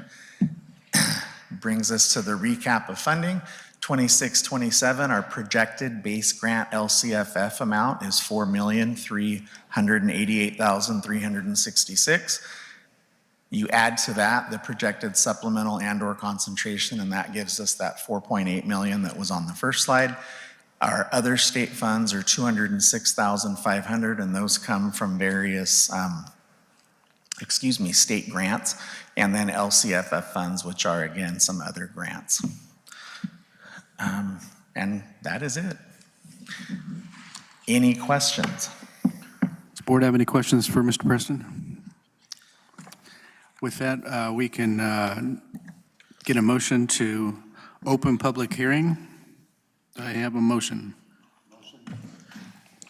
Mr. Gary Criddle, and I have a second from Mr. Crawford. All in favor? Aye. Any opposed? Motion carries 7-0. Any comments from public?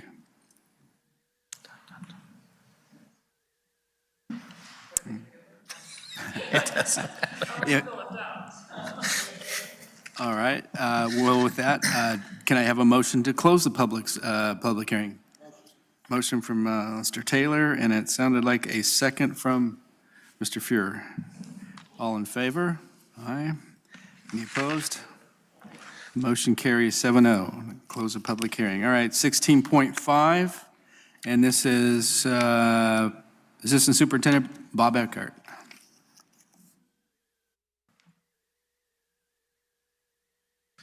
Hi, nice to see you guys again. Okay, so 16.5, we are requesting that the board open up the public hearing again for our math adoption for K-8, our reveal program. So, and then from there, if there's any public comments, we'll take those comments. With that, can I get a motion to open up for public hearing? Motion from Mr. Fuhrer, and a second, please.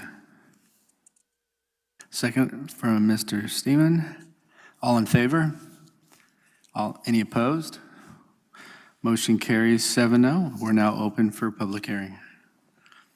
Any comments from anyone on public hearing? Okay, with that, can I get a motion to close the public hearing? From Mr. Steeman, and a second from Mr. Fuhrer. You guys are on it tonight. All in favor? Aye. Any opposed? Motion carries. 16.7, again, Mr. Bob Eckhart. Okay.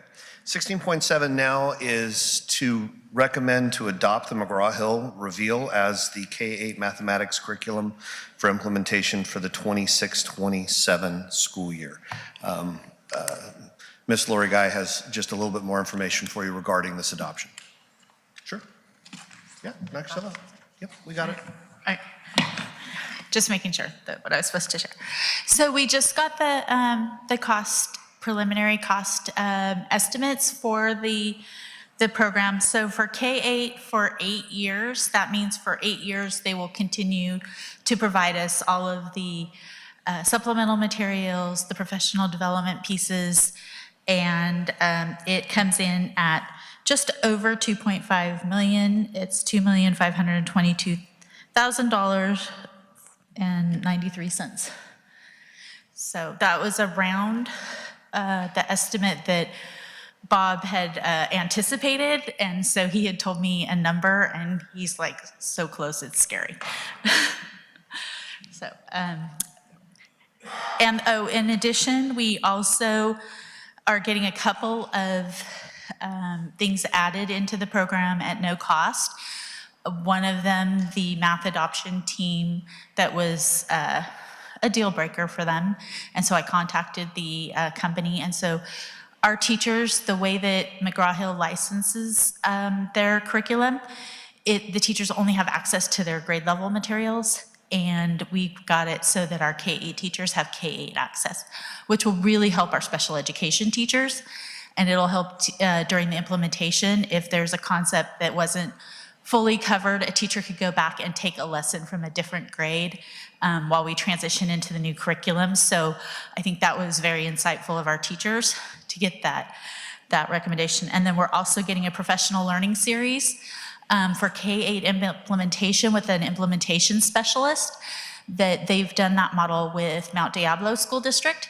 And so they're giving that to us, and it's a $70,000 value. So, any questions? Any questions for Lori?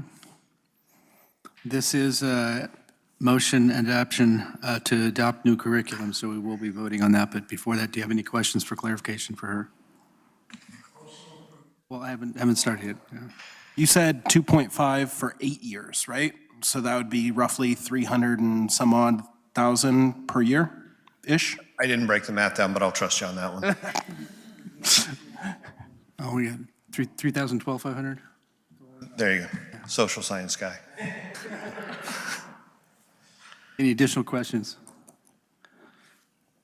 Okay, with that, board, then I need a motion to adopt the new curriculum. Do I have a motion? Mr. Steeman on the floor with a motion. And do I have a second? Second from Mr. Taylor. All in favor? Any opposed? Motion carries 7-0. Congratulations. 16.8, initiate public notice and renew process for the proposed adoption of the Pearson AP Chemistry textbook for implementation during the 2026/27 school year. Mr. Bob Eckhart again. Good evening. At this time, I'd like to open up a public hearing for review and comment for the new AP textbook for Marysville High School. They have requested chemistry, a modular approach through Savas. It's a light read, not a problem there. It will be available in Ed Services for review if anyone would like to take a look at it. It has been reviewed by all department chairs and administration and administrators at the comprehensive and alt-ed high schools at this point. Thank you, Bob. Board, do I have a motion to initiate public notice and review process? Motion from Mr. Taylor, and I have a second from Mr. Crawford. Thank you, gentlemen. All in favor? Any opposed? Motion carries 7-0. Thank you, Bob. And then moving on to 16.9, this is a first read, the board's policy. Mr. Bob Eckhart again. Okay. All right. This is a first read on board policies and administrative regulations 5142, safety, board policy 5141.75, weather safety, board policy and AR 5148.3, preschool and early childhood education, board policy and administrative regs 5131.4, student disturbances. This is a first read, informational only, so if there's any questions. Any questions from the board? Thank you, Bob. Thank you. Moving on to 18.1, open a public hearing regarding the governing board of Marysville Joint Unified School District, MJSD, to hold a public hearing on 2026-27 proposed budget for adoption. Presentation is Jennifer Pasalian. That's okay.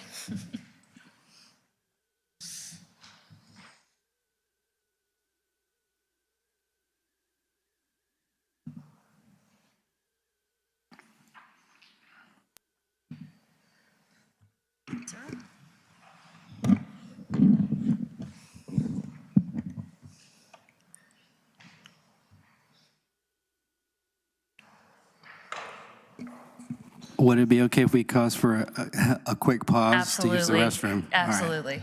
All right. Totally fine. Thank you. Shall we say for 5 minutes? Okay, sounds All good. right, thank you.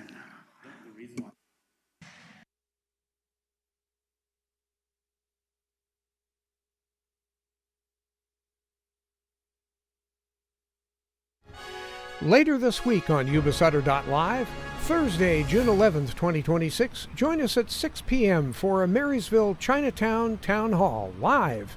Join Chinese community members in conversation about the future of Marysville's Chinatown. Hear community feedback from a wide range of folks and offer your own.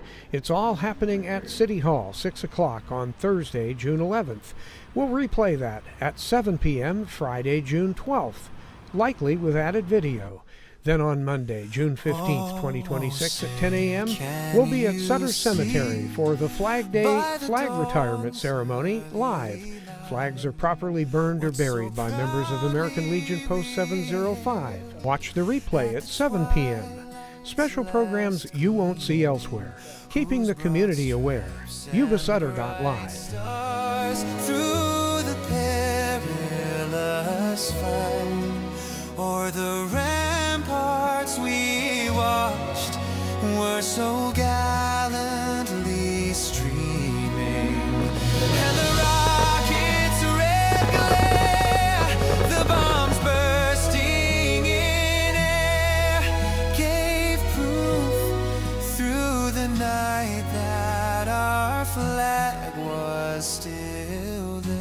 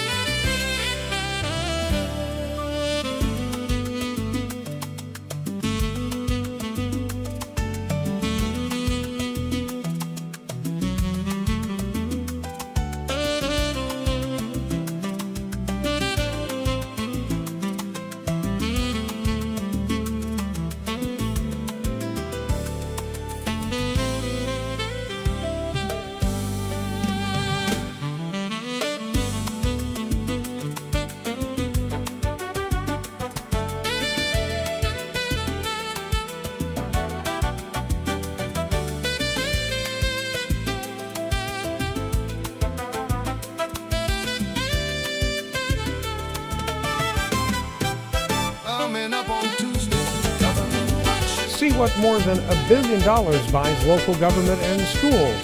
Around 6:30 p.m., Marysville Joint Unified School District trustees get a walk through the district's 2026-27 income and spending plan. It's $215.8 million across the district. There's a public hearing. People can ask questions, weigh in. Adding it up, every kindergartner through 8th grader in the Marysville Unified School District could be learning math differently next year.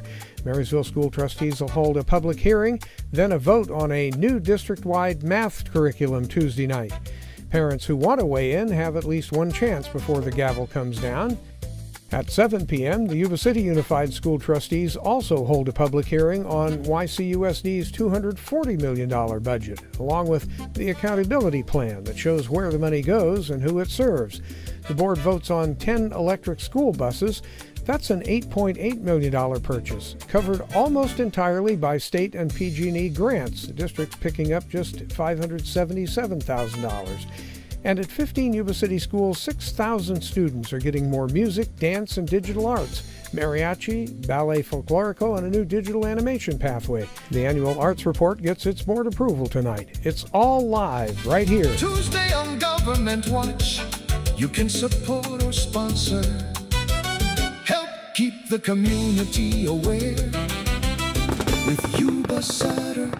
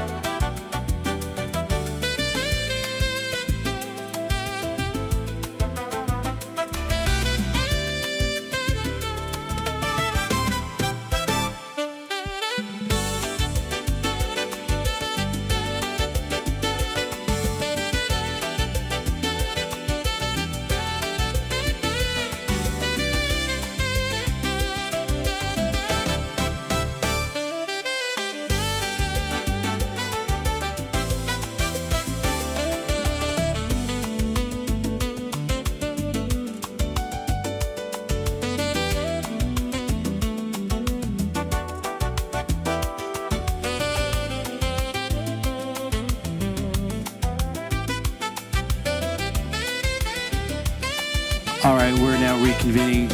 Thank you very much for that pause. Jennifer Prasad, go ahead. Good evening, President Criddle, fellow trustees, Superintendent Reeves, Cabinet, and our MJUSD community. I'm Jen Pasalia, Assistant Superintendent Business Services, and I am going to try and make this budget brief presentation because I know you all are probably ready to go home and not listen to all of this. So this evening, we are going to go over, in the budget presentation, our budget cycle, our governors may revise, and the impact of the state budget on our district. We'll look at our general fund. We'll look at revenues and expenditures, our multi-year projections, and then our road ahead. Oh, the alignment's a little off, but this you see every time I come up here. This is the reporting cycle. We're always working in a 3-year cycle. We are looking back. We're looking in the current, and then we're looking forward. So right now, we're bringing forward the proposed budget for 26-27. In September, we'll bring you the unaudited actuals for 25-26, and then in January, we'll start looking at 27-28. So the governor's revise in May, he had some focus points that he really focused on, and that was the personal income tax growth for increased revenue, and for the current year, which is 25-26, and then estimating and projecting a stable growth for next year, 26-27. He also focused on shoring up the existing programs with one-time dollars, and also having to make a deposit into our rainy day fund. He's proposing a new benefit local school districts. It's the pregnancy, paid pregnancy disability leave. He's also providing historic increases to our special education, and he's continuing to plan to under appropriate to our Proposition 98 minimum guarantee by about $3.9 billion. When there's an increase in revenues, that means we have to provide a deposit to the rainy day fund. And that rainy day fund, when it reaches 3% of the Prop 98, it triggers a local reserve cap compliance. And that local reserve cap compliance is 10%. It limits our local districts, us, to 10% in our fund balance. Some of the risks of his May revise to the economy and the state budget are uncertainty with future economic conditions. His budget solutions rely on continued economic growth and moderation in stock market growth. We have some wildfire recovery cost instability, federal policy making, Medi-Cal costs, and other inflation volatility due to tariffs. Within his May revise, the COLA that was proposed in January was 2.41. It now is at 2.87. And there's an additional LCFF investment of 1.44, bringing the total COLA to 4.31%. However, with the 1.44 additional investment, that is for a mandated cost, the paid pregnancy disability leave that he's proposing. Some of those risks also that we just talked about for the state economy also apply to the Proposition 98 in our local budgets. In addition to the ones I mentioned before, we also have a declining enrollment and increased cost pressures on our school districts. And there's still the governor's settle-up proposal and how that's going to work out. What does that mean for MJUSD? Well, with the augmented COLA, it puts our per ADA, our average daily attendance funding rate at $15,770 times our projected ADA of $9,323 for a total of our LCFF revenue of $147 million. So in summary, looking at our revenues, and we have our 25-26 estimated actuals where we think we're going to close the books, and then we have our projected budget of 26-27 for revenue. It's about a $3.6 million decrease. That is mostly due to one-time grants, or they're multi-year grants that we received the funding in this year, but we won't have it next year. and also an increase in LCFF of $5.3 million.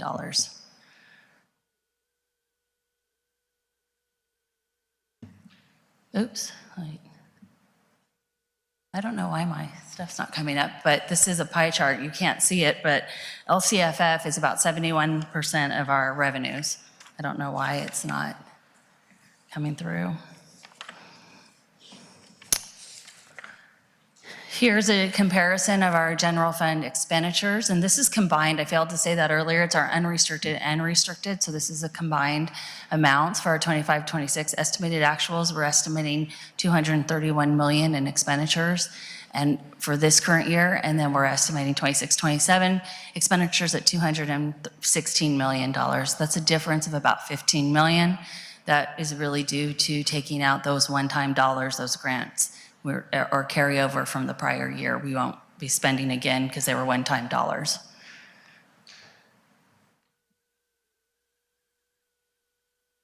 Again, this is supposed to be a pie chart of all of our expenditures. Our salary and benefits total 76% of our expenditures, but I think you can see them on your paper. I don't know what happened. Here's a summary of our unrestricted general fund. Total revenues estimated for 25-26 minus our expenditures. We have a deficit. We're projecting a deficit of $25.4 million.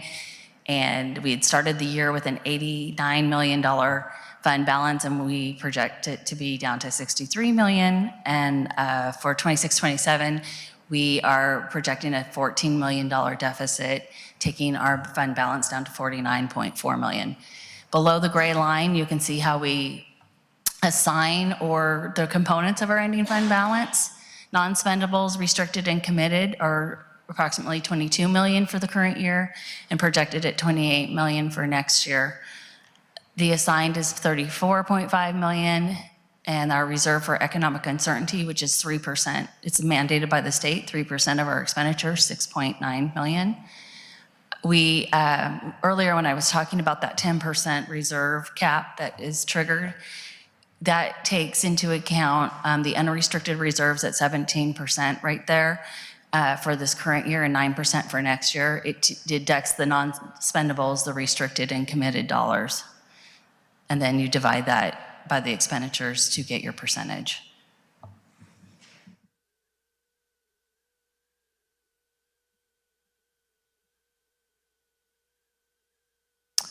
Next, I'm going to talk about multi-year projections. Those are required by California state law. They're prepared for our current year and then 2 subsequent years. It's our planning tool for our educational spending plan, our LCAP, essentially. When we're building the 3 years out, the current year and then the 2 years after, we use these planning factors for our revenue. We use the cost of living. And then in this case, we have the additional 1.44%, and then special education COLA rate now is a base rate of 1,340. We also use our projected attendance, our ADA, and last year from 24-25 to 25-26, we decreased in enrollment. So when that happens, our funding just isn't dropped by that amount. The 3-year prior year average is used, and so it's not as much of a sting, right? So it kind of helps us maybe recover or not lose as much revenue in one year to year. So the 9,322.56 is the ADA that we will be using to fund our LCFF. We also look at the other factors for our lottery, our transitional kindergarten, and our mandated block grants. As we do with revenue, we do the same with our expenditures. We use the California Consumer Price Index, the current STRS employer rates, the current PERS employer rates, unemployment rate. We did build in a 1.5% salary increase because at the time we were building the budget, that was the proposal on the table with our bargaining units. And then we built in a step and column cost of about 2% for certificated and 1.5% for classified.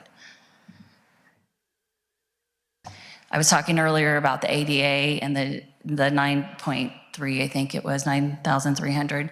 Here is our actual historical ADA and enrollment. You can see that the light blue line is our enrollment, the darker blue is our ADA, and the green line that goes through shows our percentage.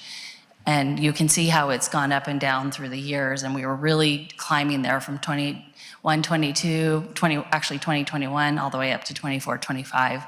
Last year we did decrease. And I say we, Cindy Helms and I, we estimated that we're going to stay consistent and not have a drop this year.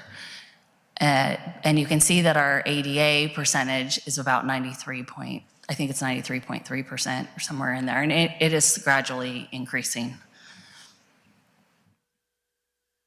So the factors I talked about earlier are taken into account, and here's a recap of our unrestricted and restricted multi-year. The yellow line shows the anticipated deficit that we will be spending, where we're spending more expenditures than we are bringing in revenue. Some of that is planned with our restricted dollars. We receive the money in 1 year, but we have several years to spend it. You can see there that what that does to our ending fund balance, it brings it down to about $26.2 million in the third year out. And below that purplish line is the components of ending fund balance, similar to what I just explained with the general fund in the 26-27 year. You can see how that impacts our bottom line.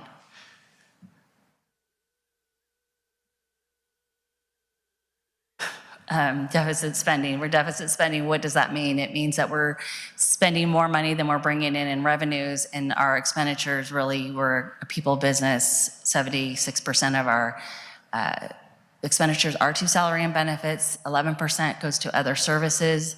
Those are our contract services for student supports, our utilities, insurance, and professional consulting services, such as our auditors, financial advisors, and professional development. Here's a graph that shows our ending fund balance. The tealish color is our unrestricted, darker blue is restricted, and then the green is combined. And you can see how we've fluctuated over the years. The high points are the years of COVID, when we had the COVID relief funds, and we're dropping back down into some pretty normal range to where we were before COVID. We are asking for a positive certification. We feel we're able to meet our financial obligations for the current and the 2 subsequent years. Next, we'll come back and we'll wait for the state enacted budget, see what actually is enacted, and then I'll come back in August with a 45-day revise if there's any material changes to our budget. And then in September, like I said earlier, we'll come back with the 25-26 unaudited actuals, and we'll start planning for the 27-28 year. Thank you all. Thank you, Jen. Board, any questions for Jennifer? With that, I'd like to have a motion to open for public hearing. Can I motion from Mr. Fuhrer? Can I get a second, please? Second from Seth Steeman. All in favor? Any opposed? Motion carries. We're now open for public hearing. Any public comments? We have public comments. I just thought of it. So again, Angela Stiegel, president for Marysville Unified Teachers, and it's not so much a question for Jen. I was just talking to Jen earlier, and I've spoken with, I know, Gabe and maybe Bob as well. Just last weekend, heard about current legislation that's out there that could be really helpful to the district in regards to Prop 28 and our music and arts funding. That has really been kind of a bearer for us, a bit of a beast, I think is kind of putting it nicely. It was all well-intentioned and everything, but there is legislation out that is AB 2440, which will be extraordinarily helpful not only to other school districts, but to us as well. It will kind of loosen up the parameters a bit on how we can get that money spent. Because I think, and Jen can correct me if I'm wrong, but I think we've been kind of running into some issues there because it has been very prescriptive as it was passed by the voters, the 80%, 20% split. Also that like each site can only spend their money, but AB 2440 is going to solve some of those problems for us. And so if you happen to have the ability to bend the ear of your local legislator, if you could please tell them to say yes to that when it comes through all the appropriations in the various committees at the state, that could be super helpful to us and all of our various arts and music programs, as well as to Jen and her office so that it won't be so frustrating anymore. But thanks. Thank you. Great, thank you. Any other comments? With that, I'd like to propose we close the public hearing, the Governing Board of Marysville Joint Unified School District to close. Do we have a motion? Gary Criddle has a motion on the floor. And do I have a second?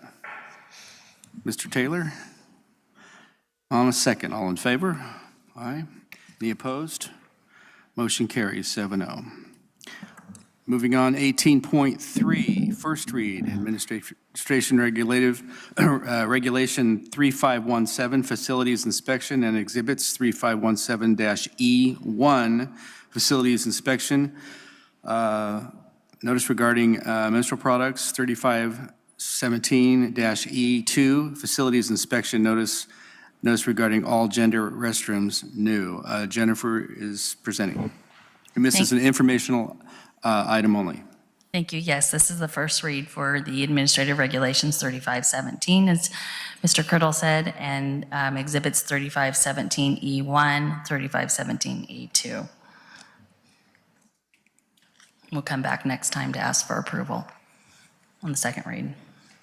Okay. Any questions at this time? Okay. No, thank you, Jennifer. With that,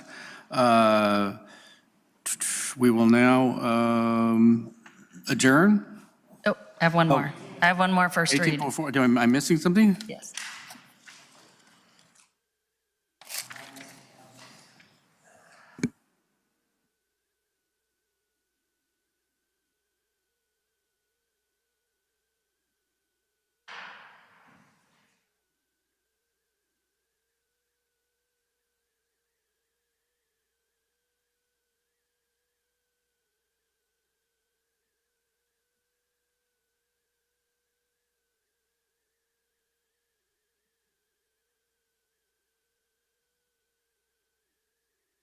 I apologize about that. That was not on my little note card.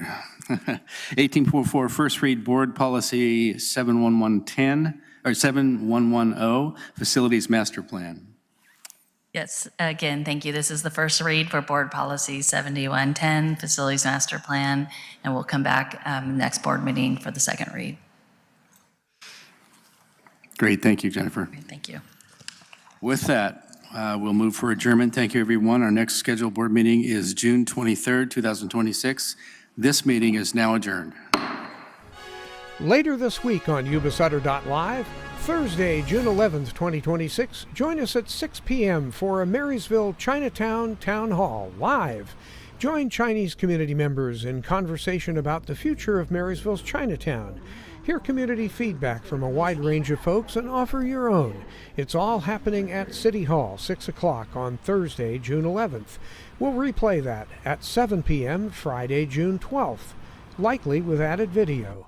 Then on Monday, June 15th, 2026 at 10 a.m., we'll be at Sutter Cemetery for the Flag Day Flag Retirement Ceremony live.